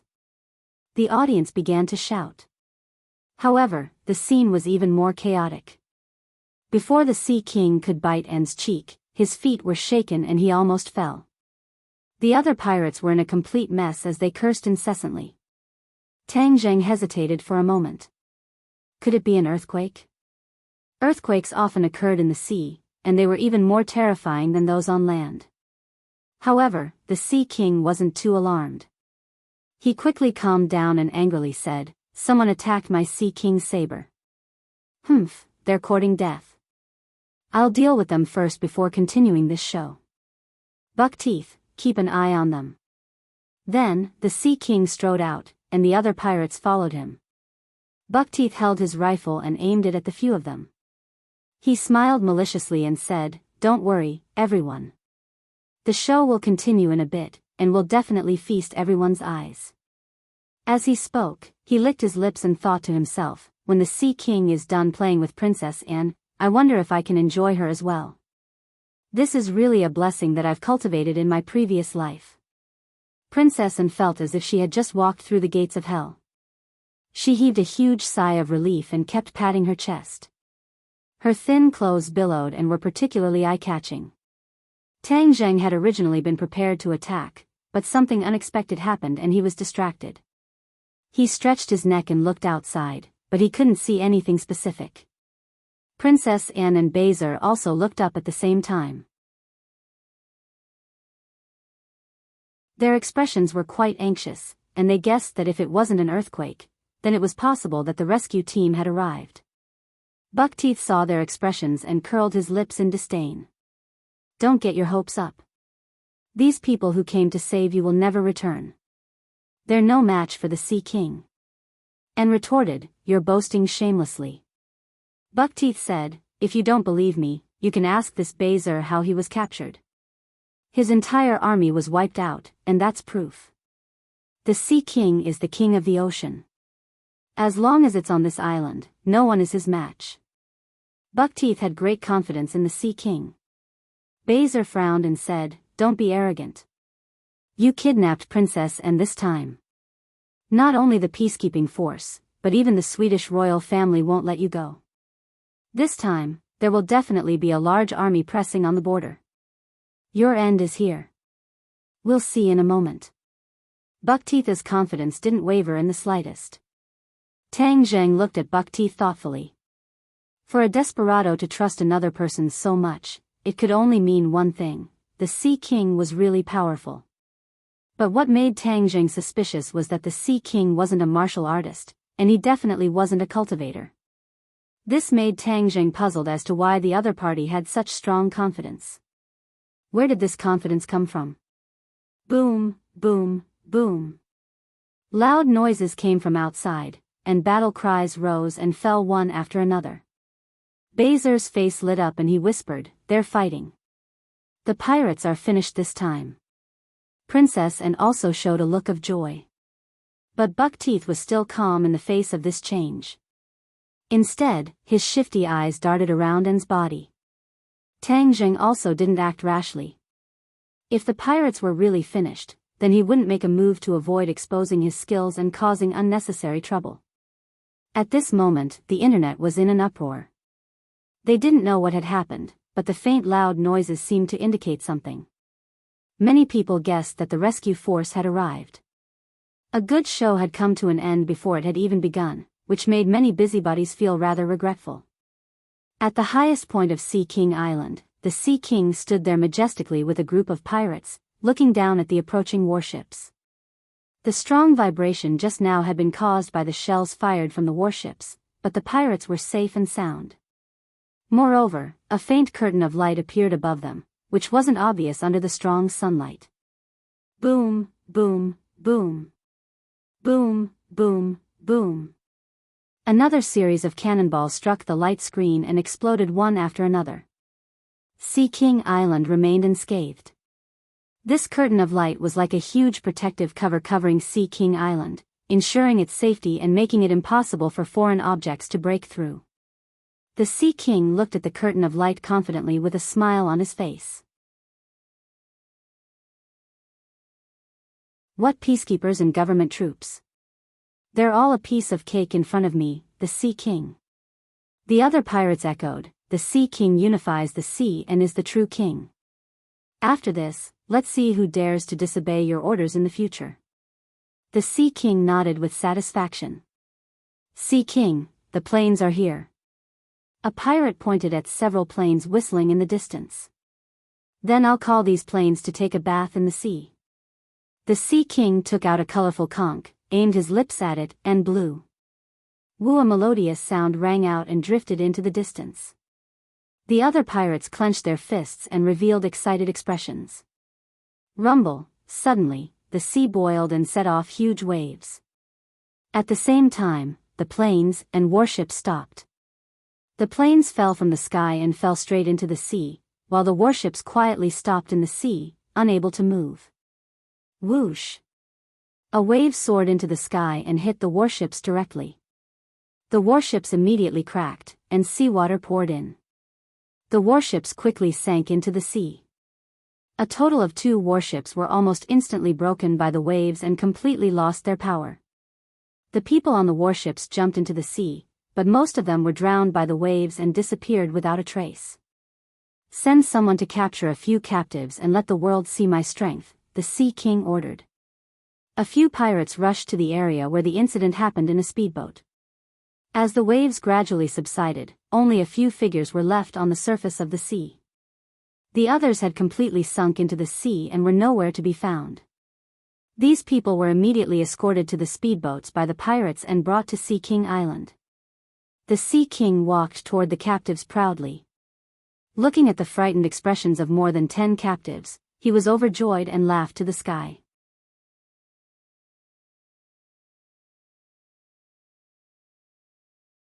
Chapter 496.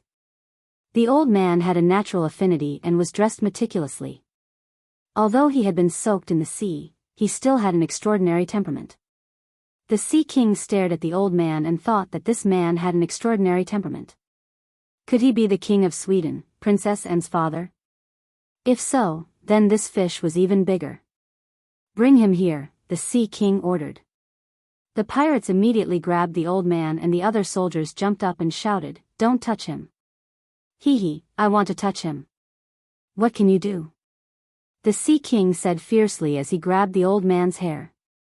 "Sir, please let me go," the old man said politely instead of getting angry. "Hee, look at how anxious they are." "Who are you?" The Sea King released the old man. The old man straightened up and tidied his clothes. He bowed slightly to the Sea King and said, "I am the butler of the Swedish royal family, Bruce. I am in charge of liaising with you regarding Princess Anne." The Sea King curled his lips and said disappointedly, "So you are just a servant? How dare you play dumb with me? Believe it or not, I will take your life immediately." The Sea King had underestimated Bruce's identity. As the butler of the royal family, he was equivalent to Hua Xia, the minister of the inner palace in ancient times. He had great power. The royal family had sent him to deal with this matter, so he was definitely not negligent. Hearing the Sea King's threat, Bruce was not afraid. Instead, he straightened his chest like a warrior and said neither humbly nor overbearingly, "Please take me to see Her Royal Highness." The Sea King sneered, "Okay, I will let you reunite and let you see the good thing between me and her with your own eyes." Hee. "Vulgar," Bruce said. "I will show you what real vulgarity is in a moment. Take him away." The other captives were taken away to be locked up, while Bruce was taken directly to the base camp. When Tang Zheng and the others saw the triumphant return of the Sea King, they all had different expressions, but without exception, they all looked incredulous. On the contrary, Buckteeth strode forward and shouted, "Sea King, are all the enemies dead?" "Ha, of course. Don't you see who's taking action? With me, the Sea King, here, no one can even think of taking down Sea King Island." The Sea King patted his chest and said confidently, "Bruce, why are you here?" When Princess Anne saw Bruce, she turned pale with fright and hurriedly ran towards him.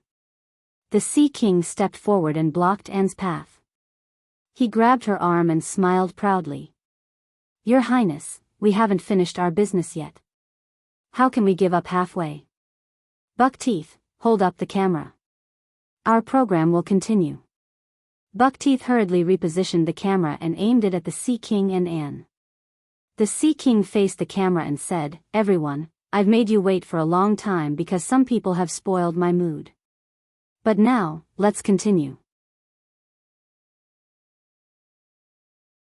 I guarantee that I'll give everyone a wonderful blockbuster."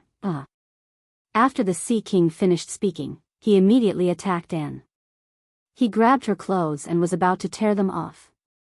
Bruce turned pale with fright and hurriedly stopped him. "Stop, You are not allowed to be rude to Her Royal Highness. Don't you want money? We've already prepared it and can give it to you right away. The Sea King stopped and sneered at Bruce. I don't just want money, I want her, haha. Pfft. Anne's sleeves were directly torn, revealing skin that seemed to have been moistened by milk. Hee hee, so white. I believe that it will be even whiter and more beautiful here. The Sea King pointed at Anne's chest and laughed maliciously. His big hand directly reached out to grab it. Tang Zheng let out a long sigh. He originally thought that he wouldn't have to do it himself, but it seemed that he had been too naive. The Sea King had used some unknown method to defeat the rescue plan.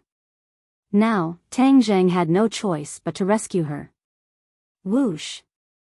His feet slipped, and like a ghost, he crossed the distance of several meters and arrived at Anne's side. He grabbed her waist and took her from the Sea King's hands. Then, he took a few steps back and returned to his original position. All of this happened in the blink of an eye. The others didn't have time to react, especially since the Sea King's hand was still suspended in midair. His speed was too fast. Therefore, only an afterimage was left in the camera. The audience around the world only saw a figure flash, and then Princess Anne disappeared from the camera. Only the Sea King was left standing there like a fool. Princess Anne's face was pale. She thought that she would definitely be humiliated, but she didn't expect the tables to turn. Someone had actually rescued her from the devil's claws. She raised her head slightly, and a familiar face came into view. Ah, why is it him? She had always treated Tang Zheng as an ordinary fisherman and didn't count on him at all. However, at this moment, this fisherman actually showed his prowess and rescued her from the devil's claws. This scene was too romantic. It was like the plot of a phone call. She stared blankly at Tang Zheng, as if she wanted to see through him, or perhaps she wanted to see something different from his face. However, she failed. He was still him. Even his eyes didn't change at all. There was nothing out of the ordinary. However, the more he was like this, the more she was interested in Tang Zheng. What kind of person was he? Tang Zheng wasn't in the mood to pay attention to the princess's thoughts.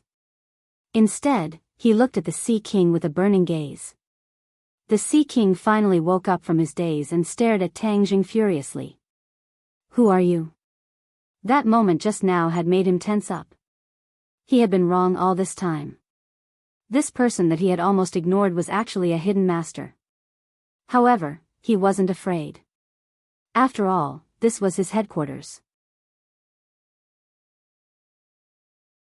He wasn't even afraid of ships and planes, let alone a single person.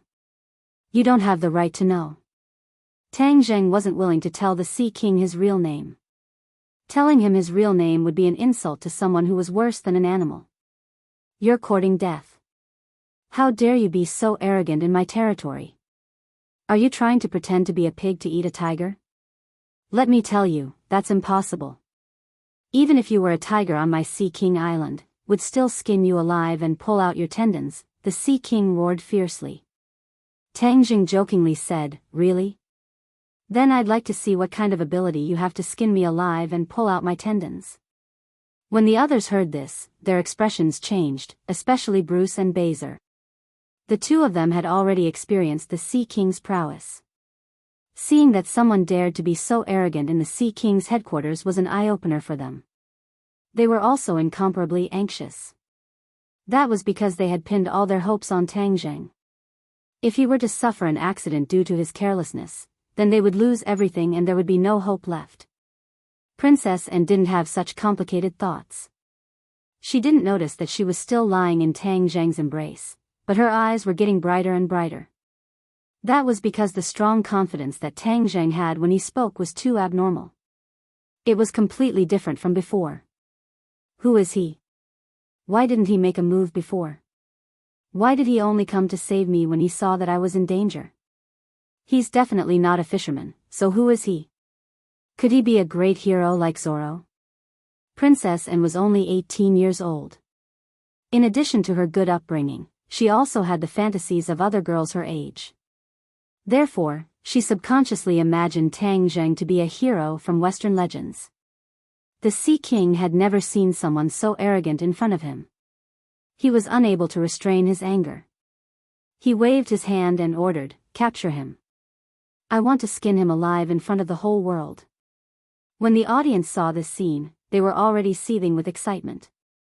Just as Her Highness was about to be killed, a hero had unexpectedly appeared. Many people left comments wanting to see what this lone hero looked like. However, the camera had been focused on the Sea King, so they could only see his ugly face. "Kid, surrender or we'll shoot." Buckteeth took the lead, and a dozen pirates surrounded Tang Zheng, aiming their guns at him. Tang Zheng hugged and even tighter to prevent her from getting hurt. Their bodies were tightly pressed together, and then couldn't help but blush. She had never had such intimate contact with the opposite sex in her entire life. However, she wasn't an unreasonable person. She knew that he was trying to protect her, so she obediently stuck close to him. Her soft and exquisite body leaned against Tang Zheng's, and her soul-stirring elasticity made Tang Zheng's head sway. However, he quickly calmed himself down and looked at the pirates who were surrounding him warily. The Sea King's face revealed a pleased expression, while Bruce and Bazer's faces were pale. It seemed that there was no hope now. Only Anne raised her head and looked at his determined face, waiting for him to make a move. Tang Zheng didn't move. Instead, he said, "Do it." The others didn't understand what he meant. Could it be that he had a helper? The answer was soon revealed. Huang Xiang moved, and with a flash of black light, the demon head blade soared into the air and chopped down. Pooh! A huge head flew up, and blood spurted into the sky. However, this was just the beginning. Huang Xiang's figure was like a ghost, and in the blink of an eye, he passed by 3 people, turning them into headless corpses. All of this happened so quickly that most people didn't have time to react. Buckteeth finally reacted and screamed in horror, immediately pulling the trigger. Gunshots immediately sounded like firecrackers, and the bullets flew directly toward Huang Xiang, Tang Zheng, and even Anne. Tang Zheng's hand swiped in front of him, activating the sky-devouring technique. The bullets disappeared without a trace before his eyes, but Huang Xiang didn't dodge at all. He held the demon head blade horizontally in front of his chest, and the clanging sounds of ding-dang rang out incessantly. However, he didn't slow down. With a raise of his hand, the blade fell, and another 4 people lost their lives. Huang Xiang's method of killing was truly vicious. He completely separated the heads of his enemies from their bodies. It was exceptionally bloody and terrifying, and it made the originally brutal pirates experience what fear was. With a panicked cry, a pirate threw down his rifle and fled backward. The others also retreated one after another, their faces pale and trembling. They didn't dare to face this godlike guy again. The Sea King's mouth was wide open, and his jaw almost fell to the ground. He stared at Huang Xiang, flabbergasted. So this guy wasn't an insignificant and invisible person after all?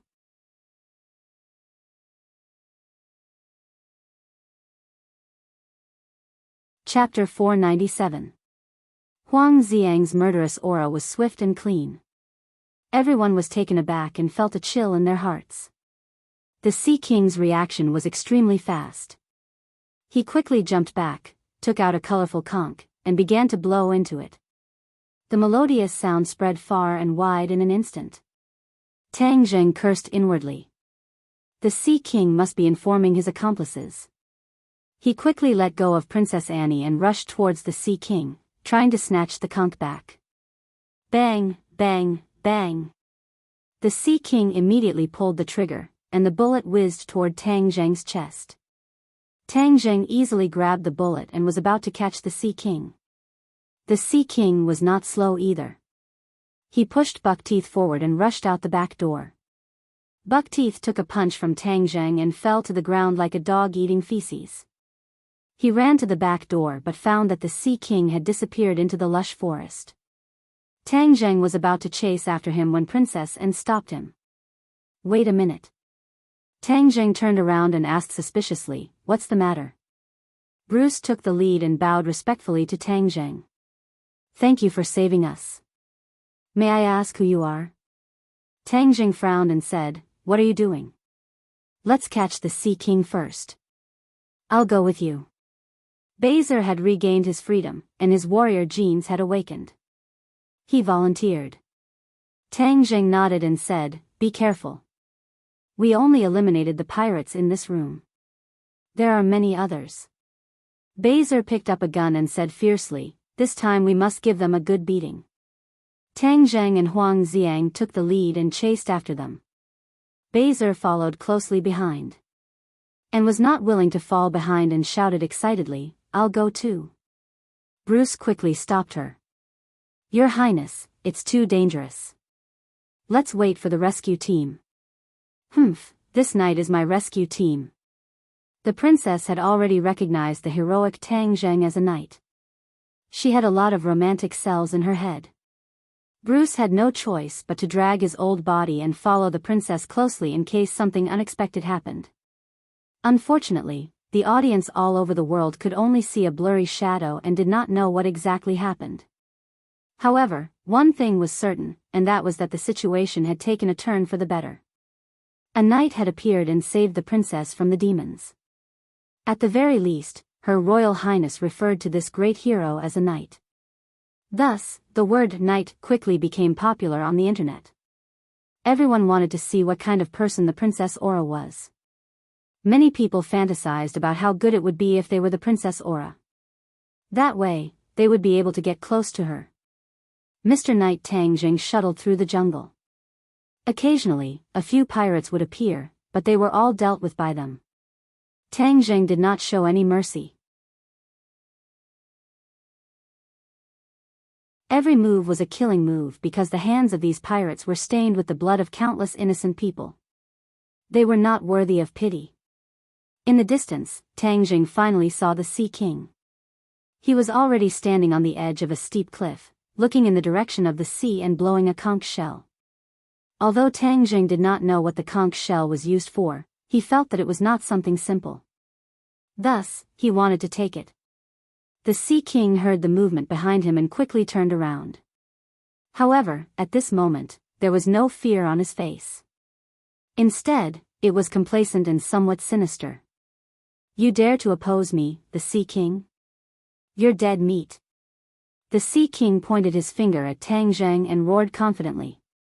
"Let's see who lives and who dies." Tang Zheng was unmoved.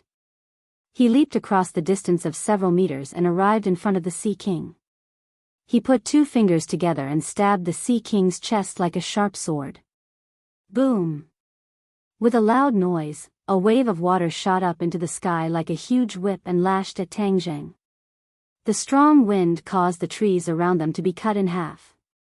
Bang!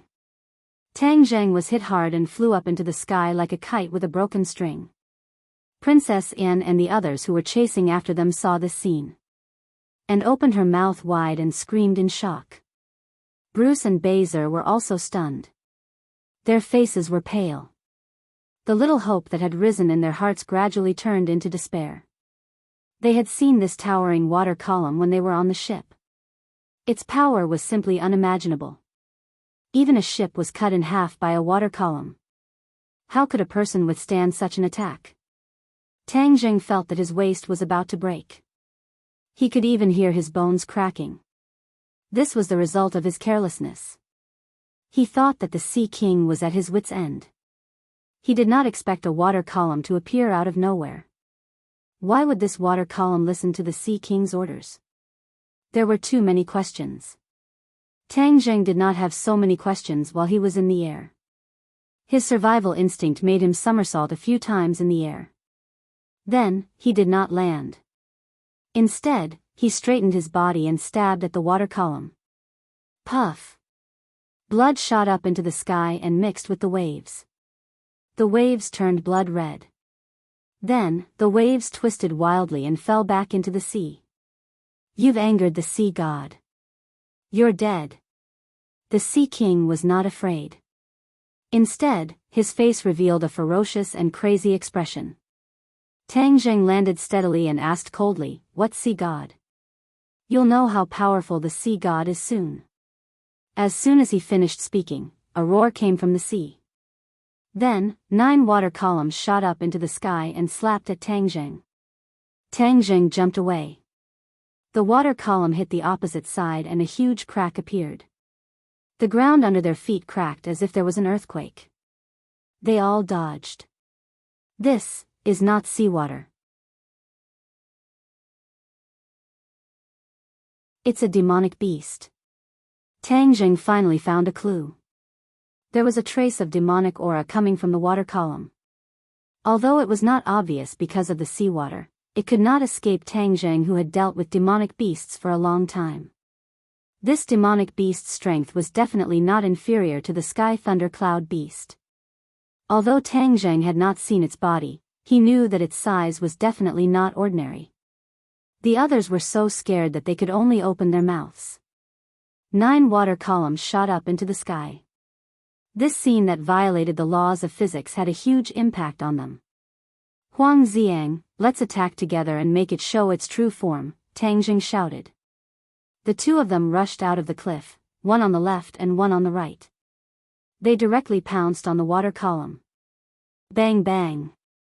The 2 of them collided with the water column. Huang Xiang's ghost head blade chopped down on the water pillar, causing blood to flow out, but he stopped his falling body. Tang Zheng directly hugged the water pillar, and punched it again and again, causing the water pillar to splatter everywhere, and blood to spread everywhere. The water column kept twisting, and the water vapor filled the sky. It evaporated in an instant, forming a big fog that completely blocked the 2 of them and the 9 water columns. The others could not see the situation clearly, and even the Sea King was flabbergasted as he watched this scene. Clearly, Tang Zheng and Huang Xiang's strength had greatly exceeded his expectations. In the past, as long as the sea god was summoned, all difficulties would be solved. All enemies would be turned into ashes in an instant. However, this time, there was obviously an exception.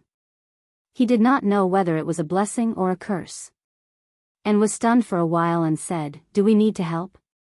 Baser and Bruce looked at each other and looked at the guns in their hands. They felt a strong sense of powerlessness.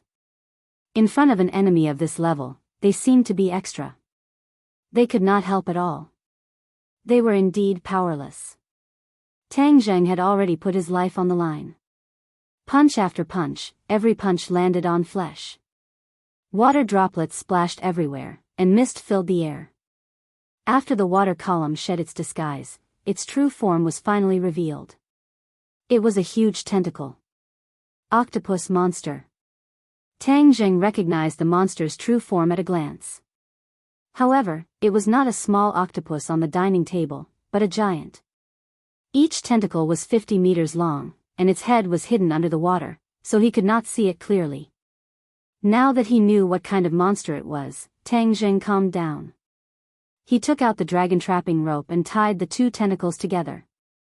Huang Xiang also cut off one of the tentacles with a few moves. Roar roar. Strange roars came from the sea below. They were full of anger and killing intent. Tang Zheng was unmoved. He put 2 fingers together and slashed at the tentacle. After a while, the tentacle was full of holes and broke in the middle. In this way, 2 of the 9 tentacles were cut off, and the other 2 were tied up by the dragon trapping rope. There were only 5 tentacles left, and its combat power was greatly reduced. Tang Zheng was enraptured. He shouted, "Huang Xiang, let's work together and kill it for real." Suddenly, the 2 people's attacks became fiercer. However, the octopus monster did not wait for its death. It roared, and the huge suckers on its tentacles glowed. What's going on? Tang Zheng was shocked. He found that there was a huge suction force on the suckers, which seemed to be tearing people's bodies apart. The 2 people were attracted by the huge suckers and could not move, let alone fight back. Bang bang. The 2 people were hit by the other 2 tentacles, and they could not help but show a painful expression. "Oh no, I didn't expect this monster to have such a move. If I didn't attack at close range, I wouldn't have been sucked in, and I wouldn't be unable to move." Now, I'm really a fish on the chopping board. The people on the island looked at each other in dismay when they saw the whirlpool churning and the strange roars coming one after another. They did not look good. The Sea King looked proud. He said, "Now you know how powerful I am. Let me tell you, they're dead for sure, and so are you. Princess Anne, I must have you today. My knight will definitely defeat the sea god you mentioned. You're the one who's doomed." And raised her neck, full of confidence. And was tall and had long legs. She had a good temperament. At this moment, with her neck raised, she showed a sense of arrogance, which increased her charm and made people's hearts sway. The Sea King licked his lips and found that the pirates under his command were gradually gathering. He waved his hand and ordered in high spirits, "Capture them for me. When the sea god gets rid of the two people, I'll deal with them slowly."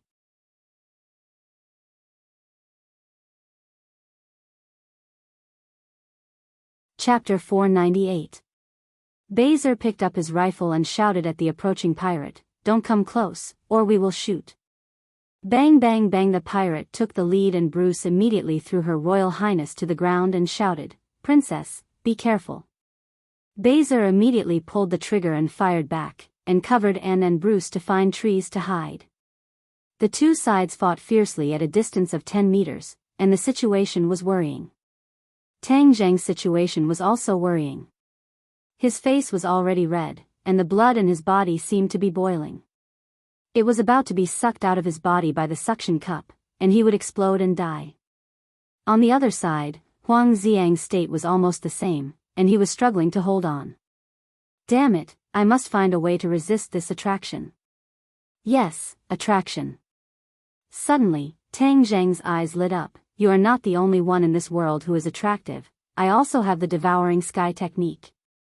Tang Zhang silently used the Heart Sutra, and his palm immediately produced a huge attraction force, and the air was sucked into the mysterious space in Tang Zhang's palm. Moreover, this attraction force offset the attraction force in the suction cup, and Tang Zhang finally regained his freedom.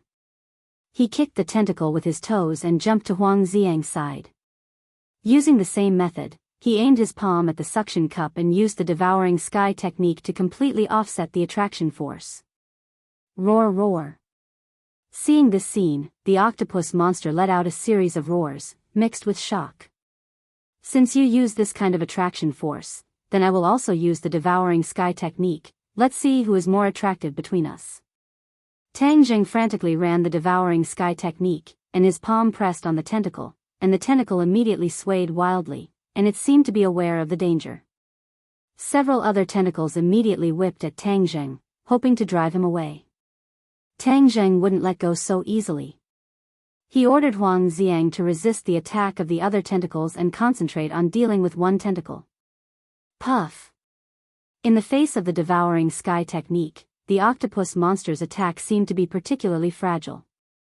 The tentacle had rapidly cracked at a speed visible to the naked eye, and pieces of flesh fell off directly and were sucked into the mysterious space. In the blink of an eye, one of the tentacles disappeared without a trace. The octopus monster writhed in pain. Waves rose into the air, and a huge whirlpool appeared on the surface of the sea. Tang Zhang followed suit and hugged another tentacle. After a while, this tentacle also turned into a pool of blood and was sucked away. This time, the octopus monster was truly afraid. It let out a series of earth-shattering screams. The whirlpool on the surface of the sea spun faster and faster, and the tentacles quickly fell into the sea. Tang Zhang's heart skipped a beat. "You want to escape? It's not that easy." With a wave of his hand, one end of the dragon trapping rope flew into his hand, while the other end tightly tied the two tentacles together, leaving the octopus monster with no way to escape. "Just now, you wanted to kill us. Now, you want to escape. How can it be so simple? You are helping the tyrant. Today is the day you die." Tang Zhang finally understood why the Sea King was so arrogant. It turned out that he had the support of a demonic beast. Otherwise, how could he possibly lead a ragtag group of pirates against a regular army? The mystery was solved. As long as he killed this demonic beasts, the Sea King would be nothing. Of course, Tang Zheng was also very surprised that there was such a big demonic beasts in the ocean. This was not the prehistoric heavenly tomb in the 10,000 huge mountains. It had to be known that other than places like the prehistoric heavenly tomb that had restrictions, New Era's scheme back then had sucked almost all the demonic beasts in the world into the sky. A powerful demonic beast like this octopus monster should not exist in this world, but it had actually appeared in front of him. What did this mean? This meant that unless there was a place like the prehistoric heavenly tomb in the ocean, or it was a new demonic beasts that had been cultivated after that incident. But if that was the case, the octopus monster's cultivation speed would be shockingly fast. No matter what the situation was, Tang Zheng wanted to investigate it thoroughly. Therefore, if he could capture the octopus monster alive, it would be the best way. Seeing that it was unable to break free from Tang Zheng's restraints, the octopus monster kept twisting its body, and its cries became more and more mournful. However, Tang Zheng was unmoved. Instead, he allowed Huang Xiang to cut off another 2 tentacles, and he also used the heaven-devouring technique to devour a tentacle. Now, this gigantic octopus monster only had 2 tentacles left that were bound by the dragon-trapping rope. It did not have much power to resist. At this moment, His Highness Princess Anne and the other 2 no longer had the strength to resist. The bullets had already been used up, and the pirates swarmed forward and captured the 3 of them. The Sea King swaggered over and pulled Anne into his embrace. Just as he was about to take action, he realized that the ground beneath his feet was shaking. This was an earthquake. Cracks appeared on the ground, and many pirates were swallowed up by the cracks. They did not even have time to scream. Everyone panicked. Even the Sea King was dumbstruck, not knowing what had happened. Boom! Boom! Boom! The cracks in the ground grew larger and larger. Rocks fell into the sea one after another, and all sorts of trees were buried in the sea. The Sea King and the others fell from the cliff and directly into the sea. Ah! Screams resounded through the sky. Everyone's mind went blank. Many pirates fell into the sea and were swallowed up by the tumbling sea, disappearing without a trace. Just as the Sea King and Princess Anne touched the surface of the water, 4 bubbles emerged from the sea and enveloped them. The 3 of them, who were still in shock, were speechless when they saw this. Only the Sea King seemed to have woken up from a dream. He shouted excitedly, "The Sea God has shown his power. The Sea God has shown his power." However, he did not understand why the Sea God had shown his power. The ones who died were indeed his subordinates. Of course, as long as he was not dead, the lives of the others were his to decide. He would not pay too much attention to them. However, the next scene shocked the 4 of them, who were lucky enough to escape with their lives. Sea King Island disappeared. The rocks, soil, and trees were all gone. Only a circular platform the size of a basketball court was left on the surface of the sea. The platform quickly sank into the sea, and their bubbles sank as well. After a while, they completely disappeared. It was as if the island had never existed. Only the mist remained, indicating what had happened just now. Tang Zheng held on to the dragon-trapping rope and did not let go. He allowed the octopus monster to continue to struggle. Gradually, its strength became weaker and weaker until it finally stopped struggling. Its head floated above the water. Tang Zheng jumped and landed on the octopus monster's head. Its huge eyes were intimidating, but Tang Zheng was not afraid. He stared at it and said jokingly, "Why aren't you moving? I'd like to see how long you can struggle." "You? Who are you?" The octopus monster was frightened and spoke in human language. "Hee, it's good that you can speak human language. It's convenient for me to ask. As for who I am, you have no right to know. Aren't humans supposed to be weak? Why are you so powerful?" The octopus monster asked with its big eyes. Tang Zheng laughed. "You think that humans are weak, so you want to bully and humiliate them, right?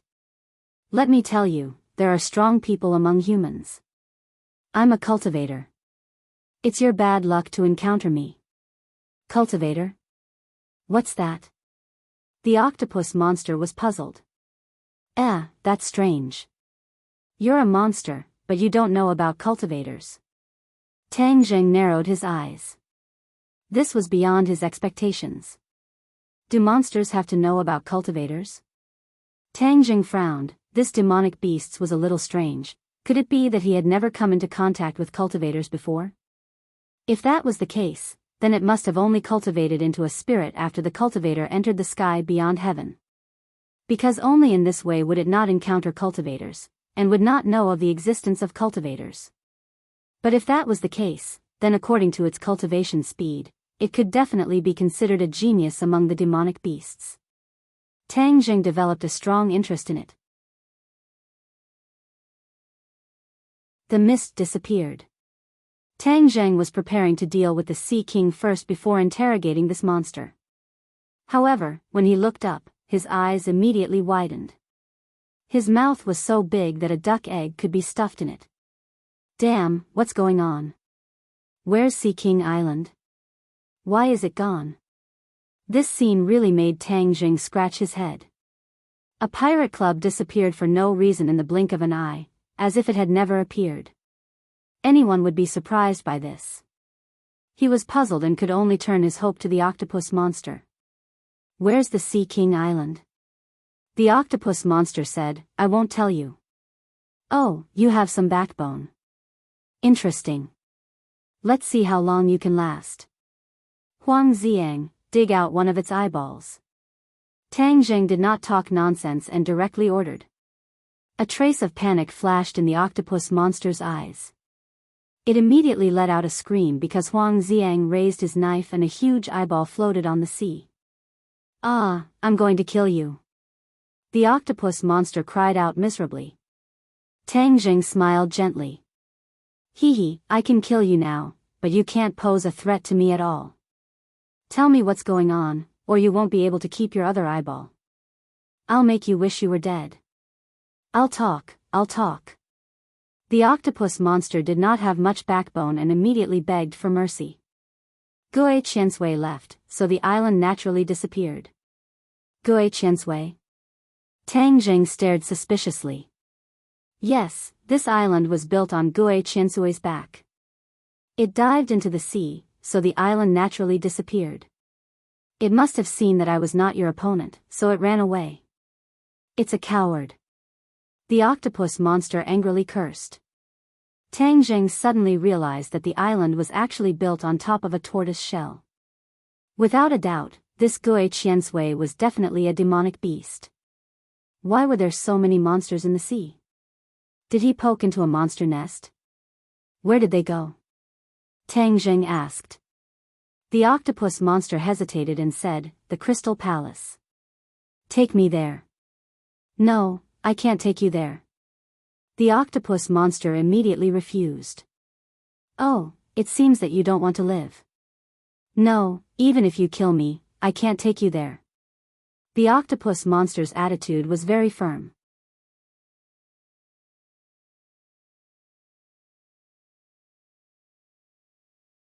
Chapter 499. Gurgle. Several bubbles burst on the surface of the water and a white figure jumped out of the water. Tang Jing's eyes lit up and he said happily, Xiao Bai. Squeak. Xiao Bai shook his head and wagged his tail at Tang Jing, looking very cute. When Tang Jing was taken away by Buck Teeth, Xiao Bai had escaped and followed him all the way. Now, he finally showed himself. Little White excitedly pointed at the water, and then used a pair of small claws to draw a big circle. Tang Jing seemed to understand and asked, Tortoise? Xiao Bai quickly nodded and pointed at the water again. Do you know where Gui Qiansui went? Tang Jing's heart moved and he asked. Xiao Bai nodded. Huh, Xiao Bai, you're really good. Hee, little octopus, you don't need to speak now. Tang Jing smiled proudly. It's a pity that the people on Sea King Island were buried in the sea. That beautiful princess and really had a hard life. She was as beautiful as a flower in jade, but she died just like that. The octopus monster looked at Xiao Bai in disbelief. It couldn't see anything special about Xiao Bai, so it found it hard to believe that he knew where Gui Qiansui went. Diving into the deep sea, Tang Zheng couldn't hold his breath for a long time with his cultivation, so he summoned Qi, a venerable of 4 symbols. When the huge body of the venerable of 4 symbols appeared, the octopus monster's eyes almost popped out. It turned pale with fright and cried out, What's going on? What is this thing? It couldn't help but tremble. The pressure coming from the venerable of 4 symbols made it tremble with fear. Tang Zheng's lips curled. Now you know that it's easy for me to deal with you. Be good and don't suffer physical pain. The octopus monster's pupils shrank. It kept quiet out of fear and looked at the venerable of 4 symbols who was gradually sinking into the sea. Tang Zheng jumped into the body of the guardian of 4 symbols. The guardian of 4 symbols grabbed the dragon snaring rope and dragged the octopus monster, which only had 2 tentacles left, to the bottom of the sea. Huang Xiang and Xiao Bai stood on the shoulders of the 4 symbols venerable. The bottom of the sea was pitch black, making it impossible for them to determine their direction. However, this was not a problem for Xiao Bai. It opened its small mouth and spat out a ball of flames. This ball of flame floated in the sea and did not extinguish. It illuminated the surroundings. Many fish swam past them at the bottom of the sea and looked at this scene in amazement. The octopus monster was horrified. It trembled with fear and did not dare to make a sound. Xiao Bai pointed out a direction, and the 4 symbols paragons strode forward, dragging the octopus monster with them. Their speed was not slow at all. Suddenly, Xiao Bai called out anxiously. Tang Zheng asked thoughtfully, Are we almost there? Xiao Bai quickly nodded. Then let's be quiet. The 4 symbols paragons slowed down. Suddenly, Tang Zheng saw the octopus monster swim backward with all its might. Apparently, it did not want to go forward. However, its body was bound by the dragon snaring rope, so all of this was useless. It could only struggle continuously, causing the sea to churn. Tang Zheng's expression sank as he shouted sternly, Little octopus, are you trying to inform your companions? No, we can't go to the Crystal Palace. We'll die if we go. Lord Sea God will definitely think that I'm leading the way and kill me, the octopus monster cried out in panic. Sea God? Tang Zheng had heard the Sea King mention this name before.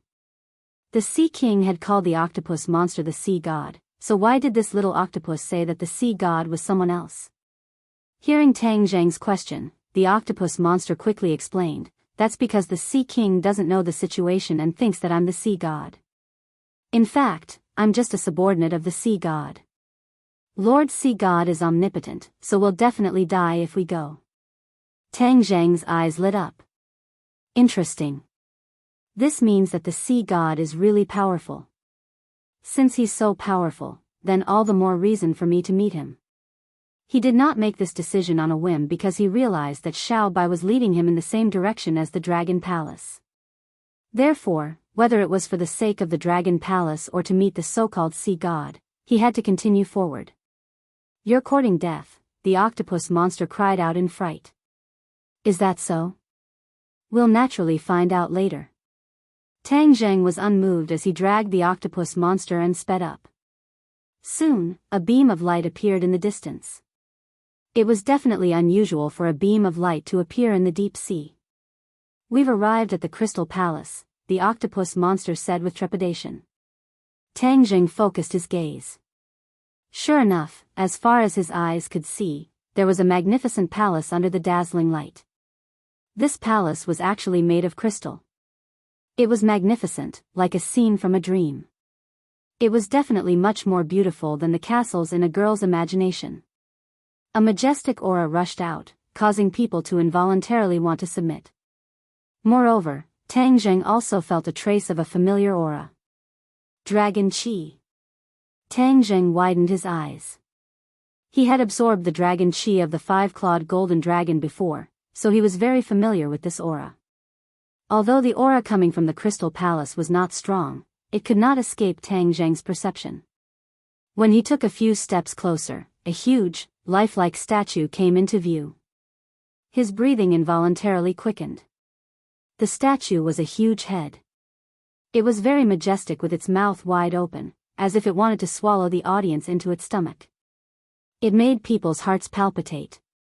A pair of huge eyes and a long neck made the statue even more vivid, as if it was a living creature.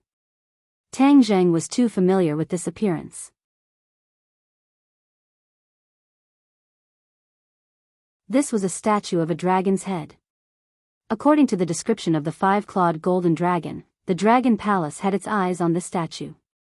This meant that the crystal palace in front of him was the famous dragon palace, his destination. Tang Zheng's breathing involuntarily became hurried, and he thought, the five-clawed golden dragon only pointed out the direction, and it will definitely take a lot of effort to find a dragon palace in the middle of the ocean. I have already made preparations for this, but I did not expect that I would wear out iron shoes in vain, and would be able to find the dragon palace without any effort. The heavens are really helping me. Hearing Tang Zheng's laughter, the octopus monster shrank back in fear. It was as if he was looking at a fool. Death was at hand, but he still knew how to laugh. In a moment, he would not be able to laugh anymore. The octopus monster could no longer laugh. His eyes were even uglier than crying. Tang Zheng also figured out the ins and outs of the matter. This dragon palace had been abandoned for too long. Then, it was occupied by this group of sea demons. From then on, they became the overlords of the sea and supported the puppet Sea King. As for why the cultivation of this group of sea demons was so strong, it definitely had a lot to do with this dragon palace. In short, for the heaven and earth obsidian, he had no choice but to confront this group of demon beasts. Stop, who are you people? Suddenly, a group of shrimp soldiers and crab generals blocked their path. However, looking at the tall four symbols venerable, the other party was clearly afraid. Tang Zheng said indifferently, "Call out your sea god." "How dare you, Lord Sea God is not someone you can meet as you wish. What kind of monster are you? Hurry up and surrender." The prawn soldiers and crab generals shouted angrily one after another, looking quite imposing. Suddenly, they saw the octopus monster. Their eyes lit up and said, "Octopus, could it be that you brought this monster back? Lord Sea God won't let you go." The octopus monster hurriedly denied, "It wasn't me. He followed Gui Qiansui here. It has nothing to do with me. I was forcefully dragged here by him." Gui Qiansui said that you fought with two humans and were no match for them. Could it be that this human is him? The other party pointed at Huang Xiang on the four symbols venerable's shoulder and asked. "He is one of them. The other person is inside this big guy's body. He is even more powerful." The octopus monster said anxiously. Tang Zheng did not stop him and said directly, "You group of sea demons killed the innocent and occupied the dragon palace. Today, I will enforce justice on behalf of the heavens and destroy you all." Dragon palace? The shrimp soldiers and crab generals turned their heads to look at the crystal palace. Obviously, they did not know the origin of this crystal palace. Nonsense, this is Lord Sea God's palace.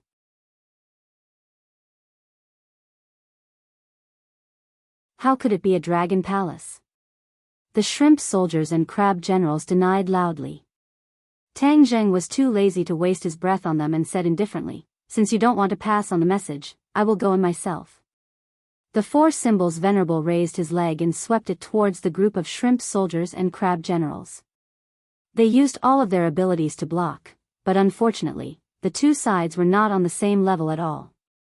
Miserable screams rang out one after another as the shrimp soldiers and crab generals were swept away and sent flying far away. A few of them flew directly into the arched door of the dragon palace. When they flew into the arched door, a faint light rippled out. Tang Zheng's eyes lit up. It turned out that the dragon palace was covered by a layer of glass silk. There was no seawater inside, only air.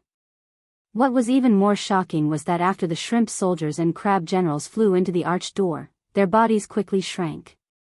Otherwise, their huge bodies would have destroyed the dragon palace. This dragon palace is really magical. Tang Zheng had never seen a building that could shrink a person's body. He could not help but feel that it was somewhat magical. Back then, when the dragon clan abandoned this dragon palace, it was a big deal. The five-clawed golden dragon was right. The dragon clan is indeed a magical clan. Tang Zheng thought. However, Tang Zheng did not rashly rush into the arched door. This was because he did not know if there were any dangers or ambushes inside. You have caused a disaster this time. It is still not too late to run away. Otherwise, you will die without a doubt. The octopus demon advised with an ashen face. Tang Zheng was unmoved and shouted, "Could it be that the people inside are all cowards? You have taken over the dragon palace but don't dare to come out." Suddenly, a figure flew out from the dragon palace and stood under the arched door. He glared at Tang Zheng and said, "Nonsense, who are you? I will kill you." After taking a closer look, Tang Zheng blinked in surprise. This person was handsome and had long hair that fluttered in the wind. However, there was a protruding horn on his forehead. Demonic beast. Tang Zheng suddenly realized. This guy must be the so-called sea god. He had actually transformed into a human form. However, the horn on his head indicated that the transformation was not very successful.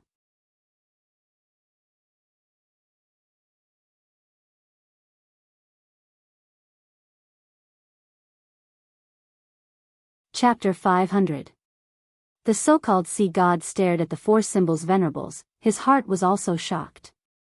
He received the report from his subordinates, especially Gui Qiansui, who was really shocked and scared. He had not transformed into a human for long, but after observing that there were not many powerful people on the sea, he had evil thoughts and proclaimed himself as the sea god. From there, he stirred up trouble and prepared to be the overlord of a region. For this, he specially collected a group of pirates and made them his puppets to do things for him. However, things were unpredictable. His carefree days did not last long before he encountered a hard nut to crack. When Gui Qiansui fled back to report, he really did not believe it, but at this moment, seeing the giant body of the four symbols venerables, he finally no longer doubted it.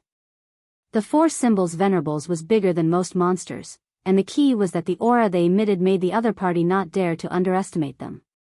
However, in front of so many subordinates, he certainly could not lose face, and said sternly, "You want to save your companions, don't you? Dream on, you have injured so many of my subordinates, your companions can forget about living." Tang Zheng was stunned for a moment, and quickly asked, "You mean there are other people who have been captured by you?" "Of course, that princess and her attendants are imprisoned by me. If you are sensible, you will be captured without a fight, or they will die without a doubt," the sea god said fiercely. Tang Zheng breathed a sigh of relief for no reason. The death of a beauty like princess and was really a loss to the world. Although he thought so, Tang Zheng still said without changing his expression, "You are mistaken about one thing, I am not friends with them. If you want to kill them, do as you please. Now we are dealing with the matter between us. This dragon palace is not something you can meddle in. Obediently take your shrimp soldiers and crab generals and withdraw, or don't think about leaving this matter at that." The sea god glared and flew into a rage. "You actually want to snatch my immortal's cave, you have eaten a lion's heart and leopard's guts. Children, attack!" Whoosh whoosh whoosh. Several groups of shrimp soldiers and crab generals rushed out of the dragon palace, baring their fangs and brandishing their claws to attack Tang Zheng. Tang Zheng was not afraid at all. Most of these shrimp soldiers and crab generals were just low-level demon beasts that had just gained intelligence. Their fighting strength was not on the same level as that of the octopus demon beast. It seemed that although the dragon palace was magical, it did not breed many powerful demonic beasts. Obviously, the power of the dragon palace was limited. "Do it." At Tang Zheng's command, Huang Xiang and Xiao Bai took the lead and rushed out. They were like sharp swords in the sea, and the water automatically parted to two sides.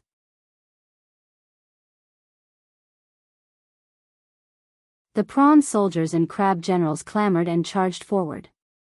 However, Huang Xiang and Xiao Bai's movements were much faster than their opponents. With a whooshing sound, the demon head saber slashed out and several of the prawn soldiers and crab generals were cut into pieces. Xiao Bai's attack was very fierce. The seawater did not hinder the spread of the flames. The flames immediately enveloped several shrimp soldiers and crab generals. They did not even have time to scream before they were immediately vaporized into wisps of clear air. Tang Jing also made his move. His huge body rampaged. The prawn soldiers and crab generals cried for their parents. How could they be a match for him? In a short while, all of the prawn soldiers and crab generals were lying on the ground. The sea god was flabbergasted. Clearly, he had greatly underestimated the strength of Tang Zheng's side. When Tang Zheng rushed towards him, he shouted and rushed out of the dragon palace. Splash! The water splashed as a shiny weapon pierced the Knight of Four Symbols. Sparks flew, but the Knight of Four Symbols was unscathed. The Knight of Four Symbols grabbed at the sea god's head. The huge palm was like a mountain, causing the pressure in the water to increase sharply. The sea god's knees went soft and he almost fell to his knees. He let out a loud roar and stabbed the weapon in his hand into the ground. The sand at the bottom of the sea flew up, and he finally stabilized his body. Then, he leaped and actually jumped onto Tang Zheng's arm. He wriggled upwards and rushed towards Tang Zheng's head. The weapon in his hand was aimed at Tang Zheng's temple. Tang Zheng finally saw his weapon clearly. It was a trident. It was bright and was very similar to the construction material of the Dragon Palace. It was more like a piece of art than a weapon. This must be a weapon from the Dragon Palace. This guy's luck is pretty good. This weapon is an Earth-rank treasure. It's even more powerful than my battle soul. However, with the protection of the Knight of Four Symbols, Tang Zheng was equivalent to being invulnerable. All of his attacks were wide open, and it was difficult to determine the victor between him and the sea god. The other sea demons watched this scene with their mouths agape. In their impression, the sea god was unreachable and invincible. However, this big guy was actually so powerful that he was not at a disadvantage at all. It completely overturned their worldview. The sea god gradually clenched his teeth and did not have the leisure to speak. However, his face became gloomier and gloomier. His handsome face became somewhat sinister. Bang! The Knight of Four Symbols and the trident collided head-on. The trident flew out of his hand. The sea god reacted quickly and tried to snatch it back. However, Tang Zheng was even faster.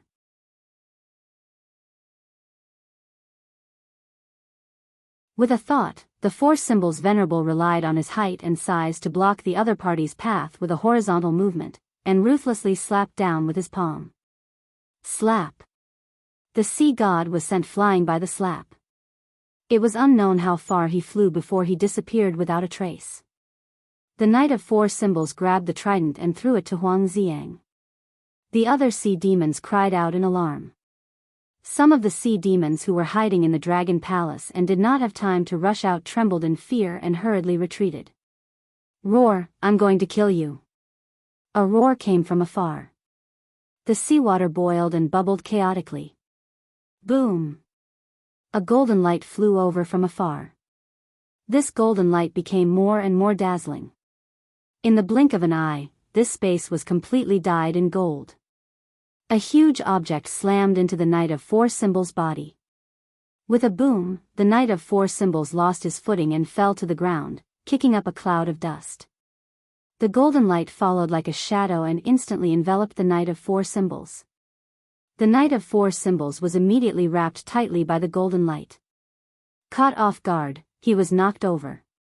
Tang Zheng was truly shocked, but he did not panic. He took a closer look and saw clearly what this golden light was. This was the sea god's true form. Tang Zheng was all too familiar with this true form. A dragon. This guy was actually a dragon. He had not completely transformed into a dragon. He was only a flood dragon and could not be compared to the five-clawed golden dragon. However, he already had some of the appearance of a dragon, such as these golden scales. However, the meticulous Tang Zheng still discovered that these golden scales were mixed with black scales. Clearly, this was a sign that the sea god had not completely transformed into a dragon. Moreover, he only had 2 claws. His level was too low. But even so, he still had the aura of a dragon. This strand of dragon chi was extremely familiar to Tang Zheng, and he actually felt a sense of intimacy from the bottom of his heart. However, the sea god obviously did not have this kind of feeling. He only had endless anger towards Tang Zheng. His body was extremely huge, close to 100 meters long, and had completely wrapped around the Knight of 4 Symbols. He was tightening his grip bit by bit, wanting to use this method to defeat Tang Zheng. Seeing that, Huang Xiang and Xiao Bai immediately rushed over to help, but Tang Zheng immediately stopped them. "I'll deal with him myself." As soon as he finished speaking, he jumped out of the Knight of 4 Symbols' body and stood on top of his opponent. The sea god looked at this guy who suddenly appeared in astonishment and exclaimed, "You're the one controlling this big guy." The moment Tang Zheng entered the water, he felt a huge pressure coming from all directions, almost crushing his body to pieces.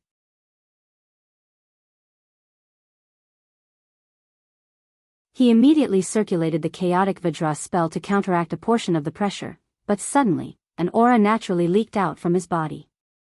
Dragon Chi. Tang Zheng secretly exclaimed. This aura was actually the dragon chi that he had absorbed from the 5-clawed golden dragon in the past. This dragon chi was usually hidden in his body, silently changing his temperament. But at this moment, this dragon chi seemed to have been stimulated, completely bursting out, and a majestic aura spread out in all directions. Bang! Bang! Bang! The other sea demons turned pale with fright. Their legs went soft and they all knelt down, trembling as they lay on the ground, as if they had seen something terrifying. Although Tang Zheng had displayed his strength just now, it did not cause these sea demons to tremble and feel fear from the bottom of their souls. One had to know that the dragon race was the strongest creature in the ocean. Although the dragon race was too mysterious, it was basically impossible for any creature to see its true appearance. However, an instinctive fear of the dragon race was passed down in the genes of these creatures. Although Tang Zheng had only absorbed a little of the 5-clawed golden dragon's dragon chi, the aura that burst forth was even stronger than this flood dragon's.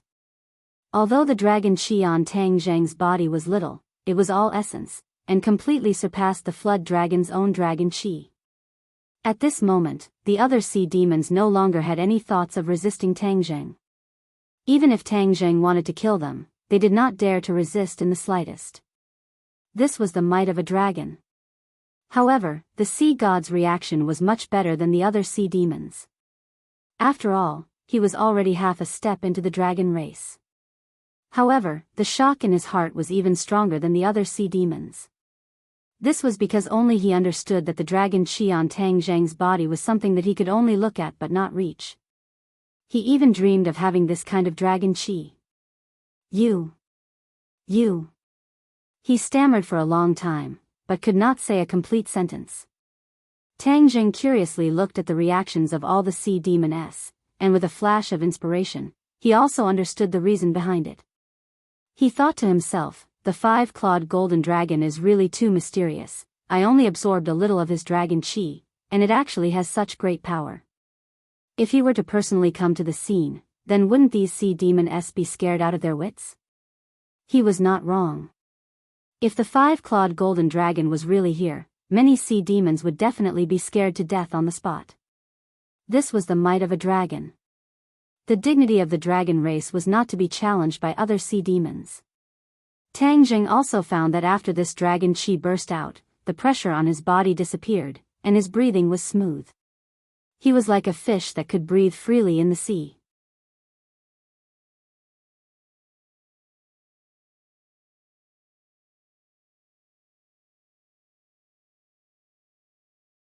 Chapter 501. Tang Zheng rolled his eyes and stared at the sea god. The sea god's heart trembled as he transformed back into his human form.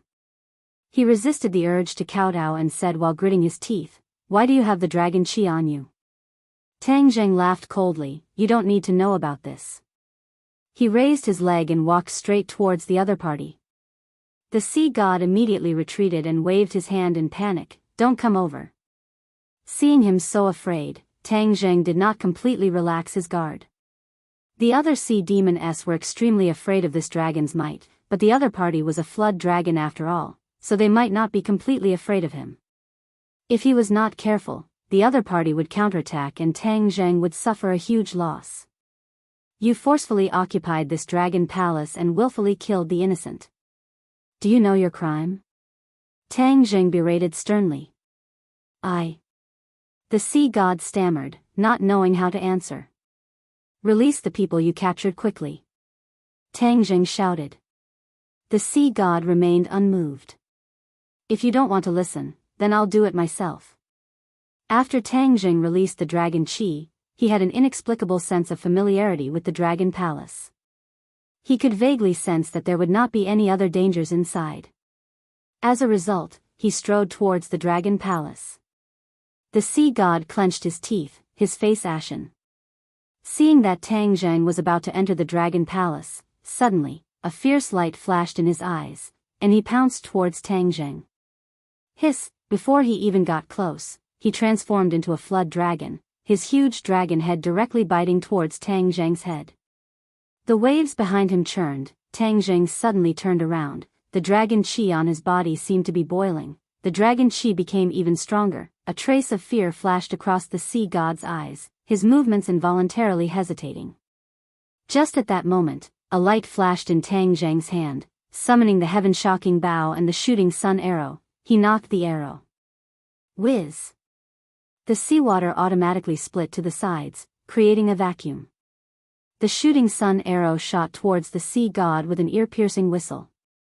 The sea god swung his tail, knocking the shooting sun arrow away, and fiercely bit down on the dragon head. Tang Zheng's eyes turned cold as he fired another shooting sun arrow.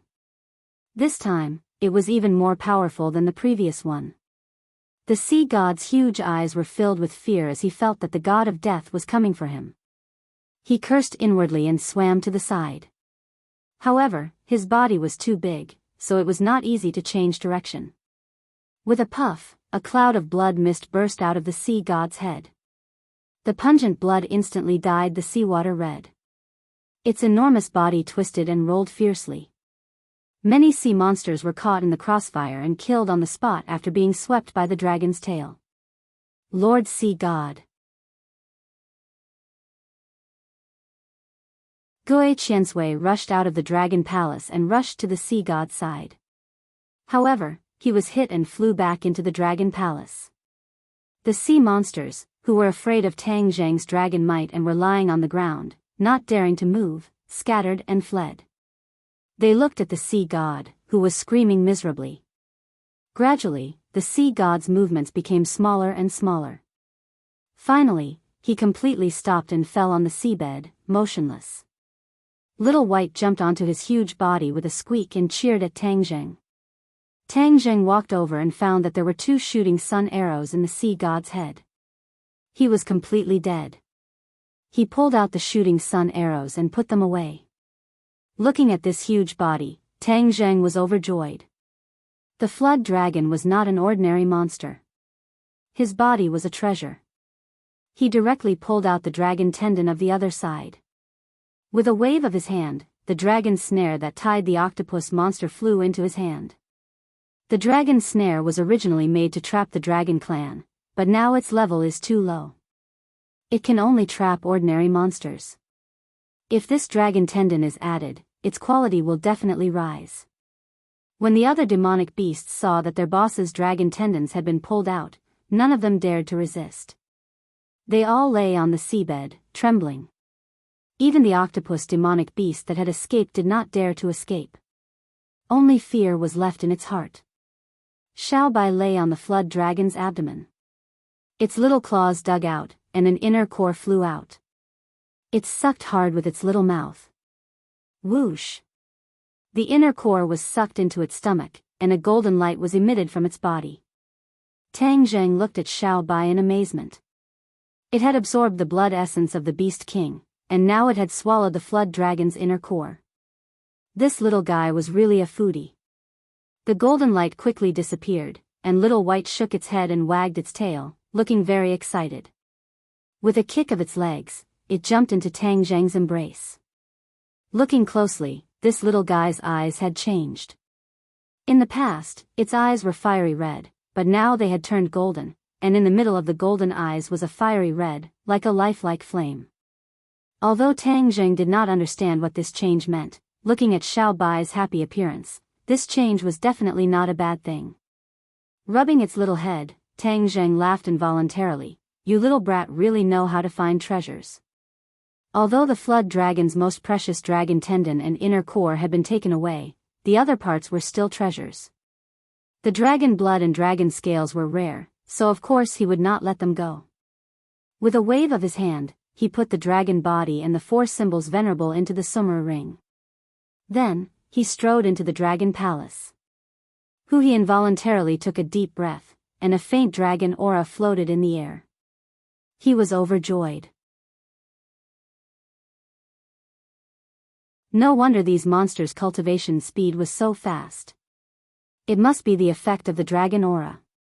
He opened his mouth, operated the mysterious technique, and sucked. Like a bottomless hole, the dragon aura in the air quickly flew into his mouth. In an instant, a whirlwind rose from the ground, and in the center of the whirlpool was Tang Zheng's mouth.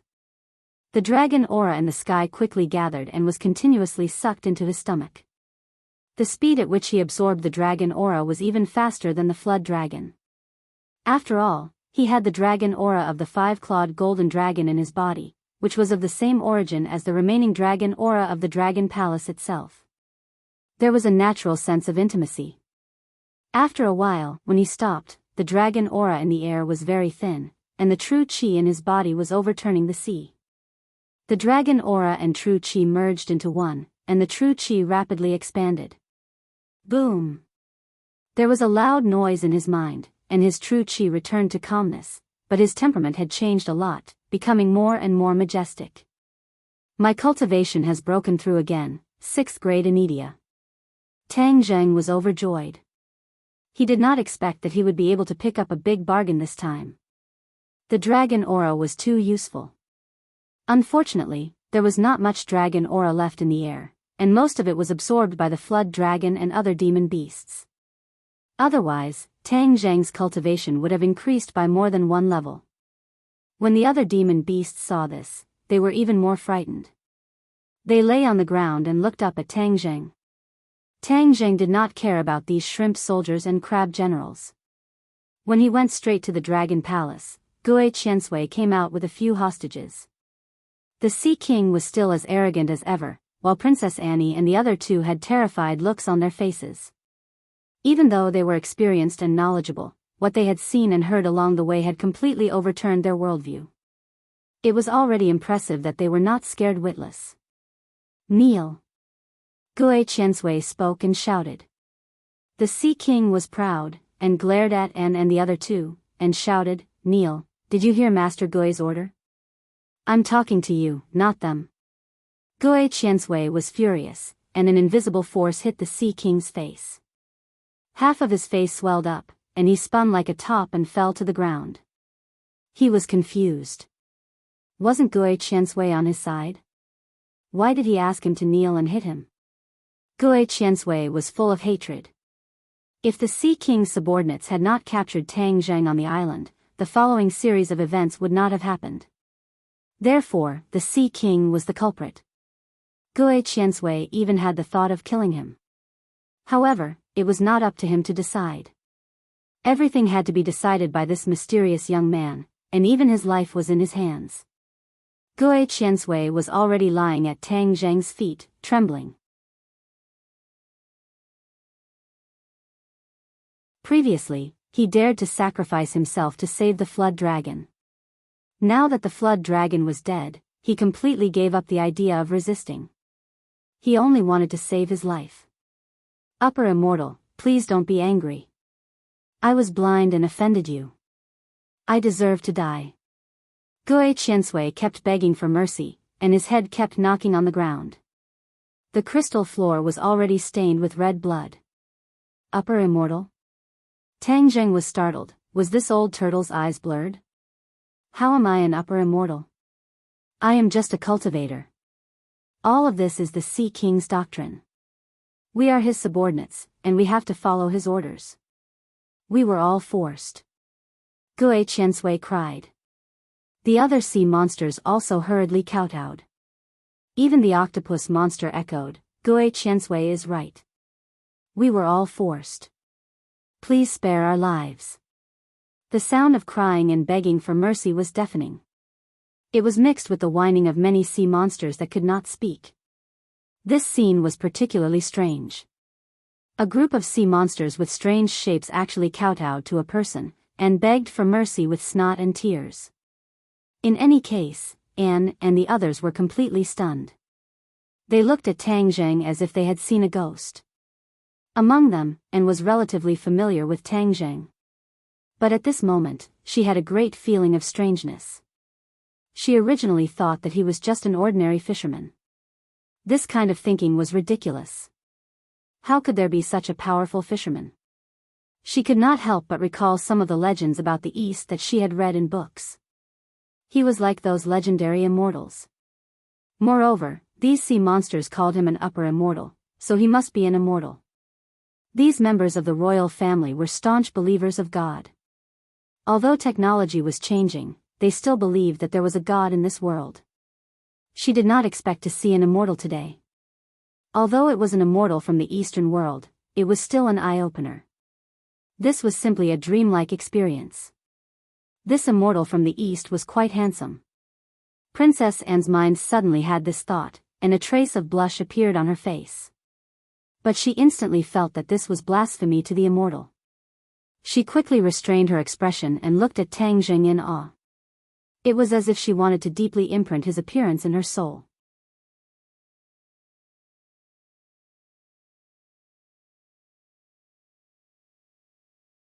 Chapter 502. Looking at their actions, Tang Zheng came back to his senses. Although Anne's identity was prominent, he didn't want to have too much contact with her. After all, his identity was too sensitive and he didn't want to make it public. He walked towards them. The Sea King was so scared that his face was stuck to the ground and he didn't dare to move. Baser and Bruce were frightened. Only Anne was much calmer. She had a belief that the other party would never kill her. Your Royal Highness, after you leave, I hope you can keep your mouth shut about today's matter. Tang Zheng said straightforwardly. Anne blinked and said, Are you really an immortal? Hearing that they could leave, Baruth hurriedly pulled Annie, reminding her not to ask questions that would cause unnecessary trouble. Annie, on the other hand, remained indifferent as she stared at Tang Zheng with a burning gaze. I'm just an ordinary person. Everyone has their own secrets. I don't want to tell others. Tang Zheng said lightly. They all call you immortal, so you must be an immortal, right? Immortals are very low-key and benevolent. Did you predict that I would be in danger, so you came down from the heavens to save me? Annie's eyes were burning with anticipation as she asked. Tang Zheng was stunned. This princess's imagination was too rich. She was not limited to the fantasy of a hero saving a beauty, but an immortal saving a beauty. Was her charms so great? Tang Zheng looked at her deeply. Her charm was really that great. Seeing Tang Zheng staring at her, and didn't feel disgusted. Instead, she felt a kind of heartfelt joy. Her face blushed. Cough. Tang Zheng awkwardly coughed and said, Princess Anne, you are out of danger. I will ask them to send you back to the sea. You haven't answered my question yet. Anne eagerly asked. Tang Zheng turned a deaf ear as he waved his hand at Gue Qiansui and said, Since you are the one who brought them back, then immediately send them back. If I find out that you have ill intentions towards them, then I will definitely not let you off. Gue Qiansui was overjoyed as if he had been granted amnesty. He hurriedly accepted the order. Yes, please rest assured. I will definitely send them back safely. Tang Zheng shifted his gaze and looked at the Sea King again. Just as he was about to finish him off, he heard Bruce say in a trembling voice, Immortal, can you let us take the Sea King away and deal with him? Tang Zheng's heart skipped a beat. This time, the Sea King had humiliated the Swedish royal family. They would definitely want to deal with the Sea King personally, which would be more painful than killing him directly. Thus, Tang Zheng accepted this suggestion. Bruce and Baser heaved a sigh of relief, thinking that this Eastern immortal was not that difficult to talk to. He was quite reasonable. Suddenly, the Sea King panicked and hugged Tang Zheng's leg, crying, "Immortal, please spare my life. I will be your slave. I will do whatever you want me to do. Just don't let them take me away." He knew very well that he would not be able to survive this time, so he was so scared. Tang Jing snorted and said, "Are you afraid? Then why didn't you have a little mercy when you captured those people? You brought this upon yourself. Baser, catch him." Baser was overjoyed and quickly caught the Sea King. "Let's go," Tang Zheng said lightly. Several bubbles immediately wrapped them up. And still wanted to say something, but she found that her voice could not pass through the bubbles.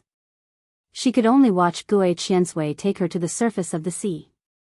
The bubbles burst on the surface of the sea, and they floated on the surface. Gui Qiansui dived into the sea again, and angrily wanted to dive back to find the immortal, but she was quickly stopped by Bruce. "Your Highness, please don't. It was not easy for us to escape. We should rush back to our country immediately." Bruce persuaded earnestly, "The king and queen must be very anxious after losing our news. But if we miss this chance, it will be difficult to see that immortal again." And said sadly, "But without the help of that monster, we can't dive to the bottom of the sea." Bruce said. Annie hung her head dejectedly. She had to admit that they were too weak to accomplish this task. Woo, a whistle sounded. Baser looked at several huge warships in the distance and shouted in surprise, "Warships, someone is coming to save us. It's our country's warships." Bruce was also happy. A moment later, they were picked up on the warships. The news of Princess Anne's safe return immediately spread. The audience all over the world rejoiced, but more people were interested in what happened during this period. When Anne arrived in her country, the world's media had been waiting for a long time. Immediately, a press conference was held. Anne had regained her usual elegance. In front of the world's media, she calmly told a set of statements that had long been unified. Of course, this explanation hid the magnificent and magical story. Instead, it gave credit to the military. But the reporters were obviously not satisfied with this kind of old-fashioned story. Many people asked about a word that appeared in the live broadcast, night. Hearing these words, a deep smile appeared on the princess's calm face for the first time.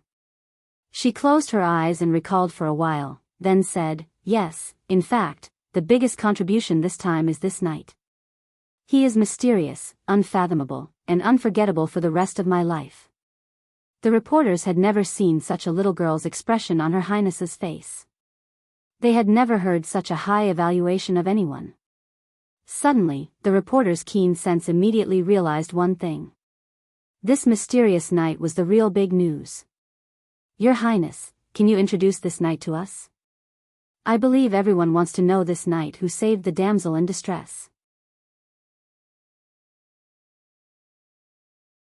"This is as beautiful as a fairy tale," the reporter said. Anne's smile became even sweeter and said, "No, this is more beautiful than a fairy tale." Hiss, everyone gasped.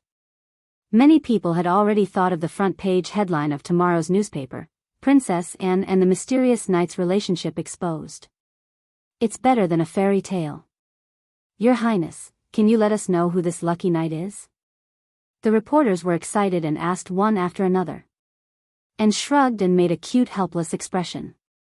She playfully said, "This is my secret." The relationship between Princess Anne and the mysterious knight spread like wildfire and instantly spread all over the world. Many people were heartbroken. If they were the mysterious knight, they would probably wake up laughing in their dreams. Anne was also laughing. She often sat in front of the window and looked at the white clouds in the sky and laughed foolishly. The king and queen saw this and tried to persuade her several times, but to no avail. Of course, they knew about the incident at the bottom of the sea, but it was not from Anne. It was Bruce who told them. The two of them were also shocked by the series of fantastical events. They immediately ordered Barzil to keep his mouth shut. Even Barzil was no longer a member of the peacekeeping force and became a member of the royal guards. They were afraid that he would leak the news. "My knight, I will definitely find you. I've heard that there are many gods in the east, but none of them can stop me, Princess Annie. I will definitely read all the myths and legends, and I will definitely find you." Princess Annie made up her mind as she looked at the clouds in the sky. Tang Zheng of course did not know the princess's thoughts. When Gui Qiansui sent them away, he immediately looked for the dark stone of heaven and earth in the Dragon Palace.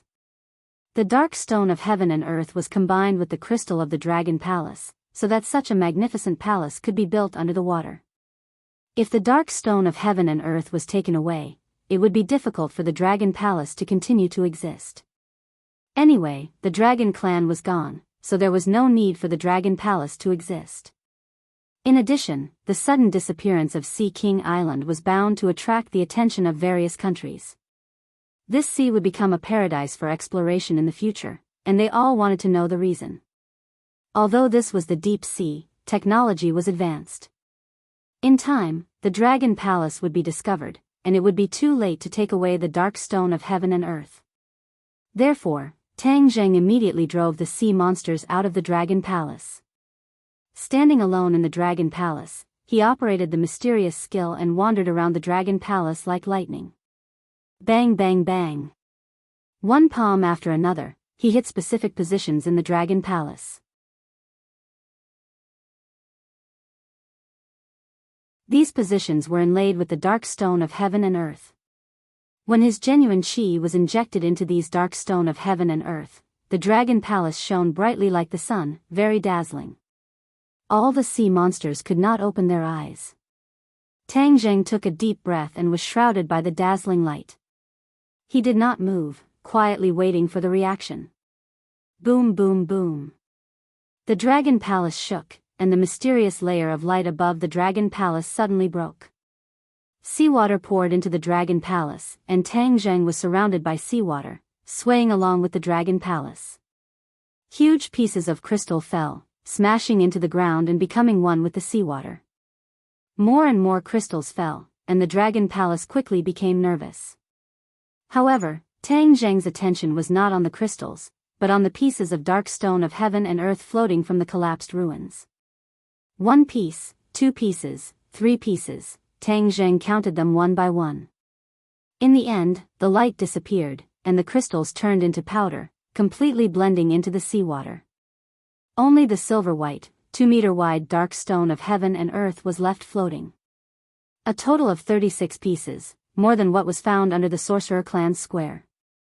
Now I have a total of 66 dark stone of heaven and earth. I am only 33 pieces away from 99 pieces.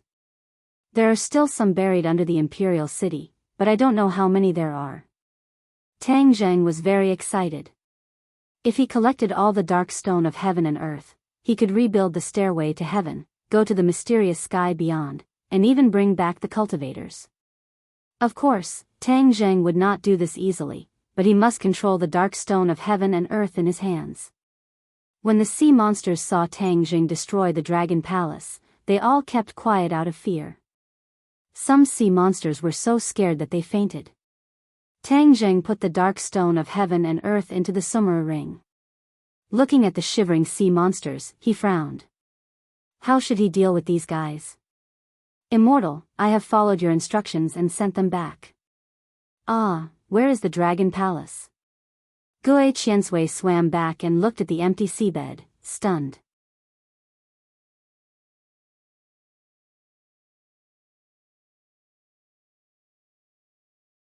Chapter 503. Gui Qiansui, let me ask you. Tang Zheng said. Gui Qiansui woke up from his dream. There was no doubt that the Dragon Palace was destroyed by this immortal. Gui Qiansui was very clear that the Dragon Palace was impregnable and could not be destroyed easily. But in a short time, the Dragon Palace was destroyed. This showed that the immortal was more powerful than he thought. Gui Qiansui did not have any thoughts of resistance. He crawled on the ground and said with fear, "Immortal, please ask. I will tell you everything I know." Tang Jing nodded with satisfaction and asked, "When you faced the human fleet, why did you make their planes and ships lose their power?" Gui Qiansui was secretly happy. If it was other questions, he might not be able to answer. Then he would be useless to the immortal and he would not be far from death. Gui Qiansui could not wait and said, "Immortal, this is the effect of my unique skill, Mysterious Sound Wave. It is a spell that I accidentally learned." Mysterious Sound Wave? Tang Jing creased his eyebrows in suspicion. Seeing Tang Jing frown, Gui Qiansui thought that he did not believe him and quickly said, "Immortal, this is indeed the effect of my mysterious sound wave. You can ask the octopus, he can testify." Tang Jing turned his head and looked at the octopus. The octopus, who only had 2 tentacles left, hurriedly said, "Hi Immortal, Gui Qiansui's words are not false. This is indeed his famous skill." "Oh, can this spell be taught to others?"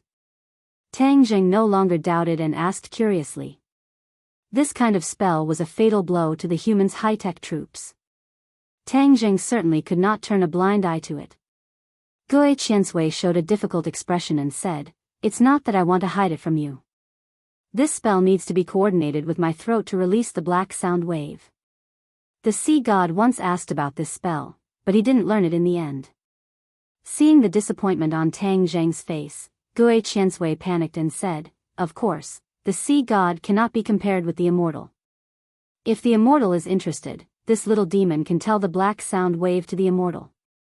Tang Jing waved his hand. He understood that some spells could only be practiced by certain races.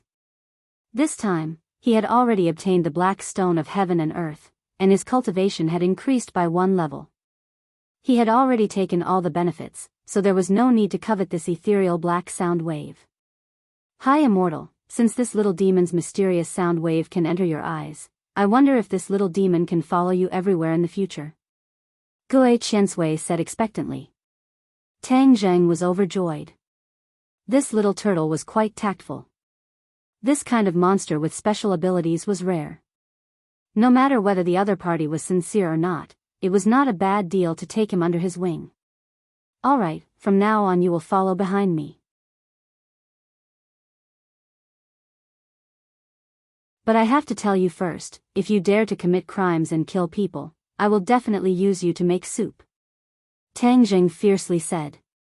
"This little demon doesn't dare, this little demon doesn't dare." Gui Qiansui hurriedly said, "In fact, this little demon used to pretend to be an island. In addition to sending out the black sound wave, I also directly fought with humans. And all of this was under the command of the sea god, not out of this little demon's heart." Tang Jing calmly nodded, "I don't care about the past, I only care about the future. Take care of yourself." Gui Qiansui was overjoyed. When the other sea monsters saw that Gui Qiansui had found a good place to go, they all showed a look of envy. Even the octopus monster was envious. He hesitantly said, "Hi Immortal, this little demon also wants to serve you everywhere?" Tang Jing's face sank and angrily shouted, "Little octopus, I have already done enough by not killing you. How dare you be so delusional?" The octopus demon was so scared that his entire body trembled. He said in a trembling voice, "This little demon is being delusional." Tang Jing coldly snorted, swept a glance at the sea demons prostrating on the ground, and said, "You guys have committed crimes in the past, so logically speaking, I should have gotten rid of all of you. However, the heavens are benevolent, so I will let you guys off, but you have to remember, if you dare to commit crimes in the future, the fate of that flood dragon will be your example." "Yes, thank you High Immortal for not killing us." The sea monsters were very grateful. "Gui Qiansui, let's go." "High Immortal, you can call me Little Turtle," Gui Qiansui said in fear and trepidation. Few after a while, when they finally surfaced from the sea, Tang Jing took a deep breath and looked at the endless blue sea. He was worried that there was no boat to go back to China. Gui Qiansui seemed to know Tang Jing's thoughts and carefully said, "Hi Immortal, you can sit on my back. I can carry you anywhere." Tang Zheng was overjoyed. Yes, I almost forgot about this means of transportation. So in the next few days, Tang Zheng rode Gui Qian's way, either stealthily or treading on the waves, and gradually approached the coastline of Huaxia. An open-air beach swimming pool was crowded. The spring festival was approaching, and many tourists chose to go to the south to spend the winter. Splash! 2 water splashes bloomed on the sea, and 2 people emerged and swam to the coast like 2 fish. The tourists next to them looked at them. These 2 guys were swimming with clothes on, so interesting. Passing through the turbulent crowd, Tang Zheng and Huang Xiang took Xiao Bai and Gui Qian's way, who had shrunk into an ordinary little turtle, ashore. The 2 went straight to the airport and took the same day's flight back to ordinary balance. When they set foot on the land of ordinary balance, looking at the familiar streets, a familiar feeling spontaneously arose, but the air seemed to be filled with an unusual atmosphere. When they took a taxi to Shangfeng Shangshui district, this strange atmosphere became more and more intense. What's going on? He looked around, and several suspicious faces jumped into his eyes. There were several people sitting in a shop across the street, and their faces were quite unfriendly. Tang Zheng secretly remembered it in his heart, and without hesitation walked into the district. When he passed the gate guard, he found that there were several unfamiliar faces, and they were not the previous security guards, and the atmosphere of these people was very strange. Tang Zheng was brave, and did not immediately attack, but quickened his pace and ran home, and an ominous premonition gradually hit his heart. Gotcha! When he turned the key to open the door, it was empty. Grandpa, are you home? No one answered, and everything in the house was the same, and there was no clue. Something must have happened.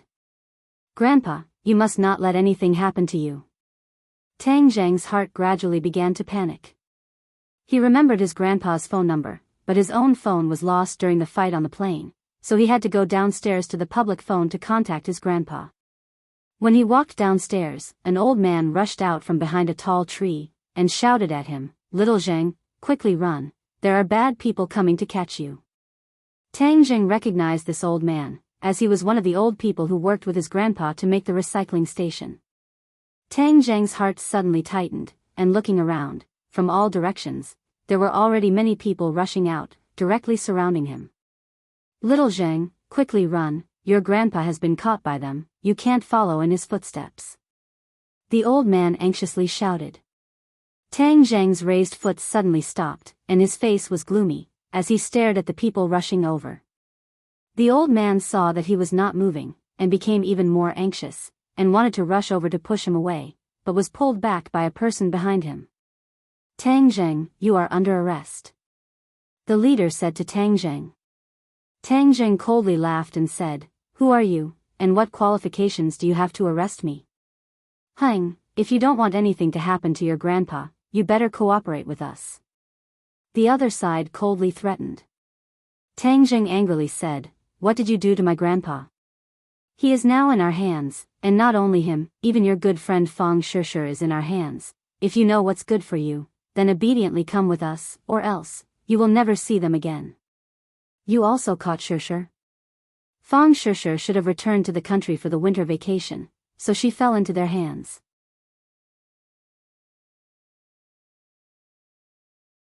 Moreover, from the other side's arrogant attitude, Tang Zheng judged that they must have an official status, and their identity was obvious. "You are from the Dragon Group?" Hang, you are smart, let me tell you, if you offend our Dragon Group, not only you, but everyone close to you will be in trouble."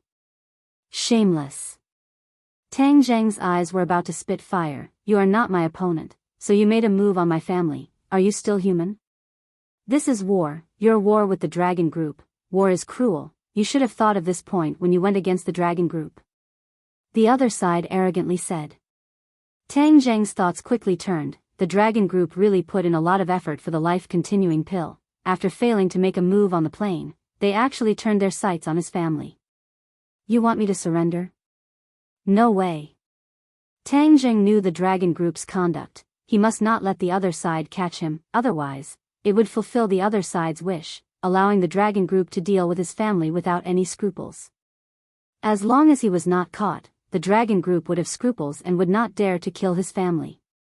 As a result, Tang Zheng pushed out both of his palms and directly struck the leader's chest. The other party clearly did not expect that Tang Zheng would dare to make a move in this kind of situation. Caught off guard, his chest caved in from the palm strike and his eyes bulged out. He flew far away and crashed into a tree trunk, dying on the spot. Go! When the others saw this, they turned pale with fright and roared as they rushed towards Tang Zheng. Tang Zheng's hair stood on end as he roared, "All of you can go to hell." So, turning into an afterimage, he rushed into the midst of the enemies. Peng, peng, peng, the sound of impact rose and fell one after another, the sound of bones cracking could be heard. In the past, he still had some scruples, but now in his rage, he showed no mercy. Huang Xiang was emotionless, so he would not be lenient. The two of them were like gods of death, killing back and forth, the screams were earth-shattering. The setting sun shone down on the land, making it look like hell. When the residents saw this scene, they all hid in their houses and looked out from their windows. They were so scared that their faces were drained of blood, and they were trembling. The sound of the alarm came from afar, resounding through the sky, and the dragon group members were getting fewer and fewer. They fell to the ground, blood staining the ground, and even the grass was dyed red. Tang Zheng was in a killing mood, and his eyes were covered with a layer of bloody light, looking sinister and terrifying. "Quickly run, he's gone mad, we're not his opponent." The remaining members of the dragon group screamed as they scattered in all directions. You're tuning in to the Romantic Tales YouTube channel. Don't forget to subscribe and join us on this journey to catch the most captivating stories.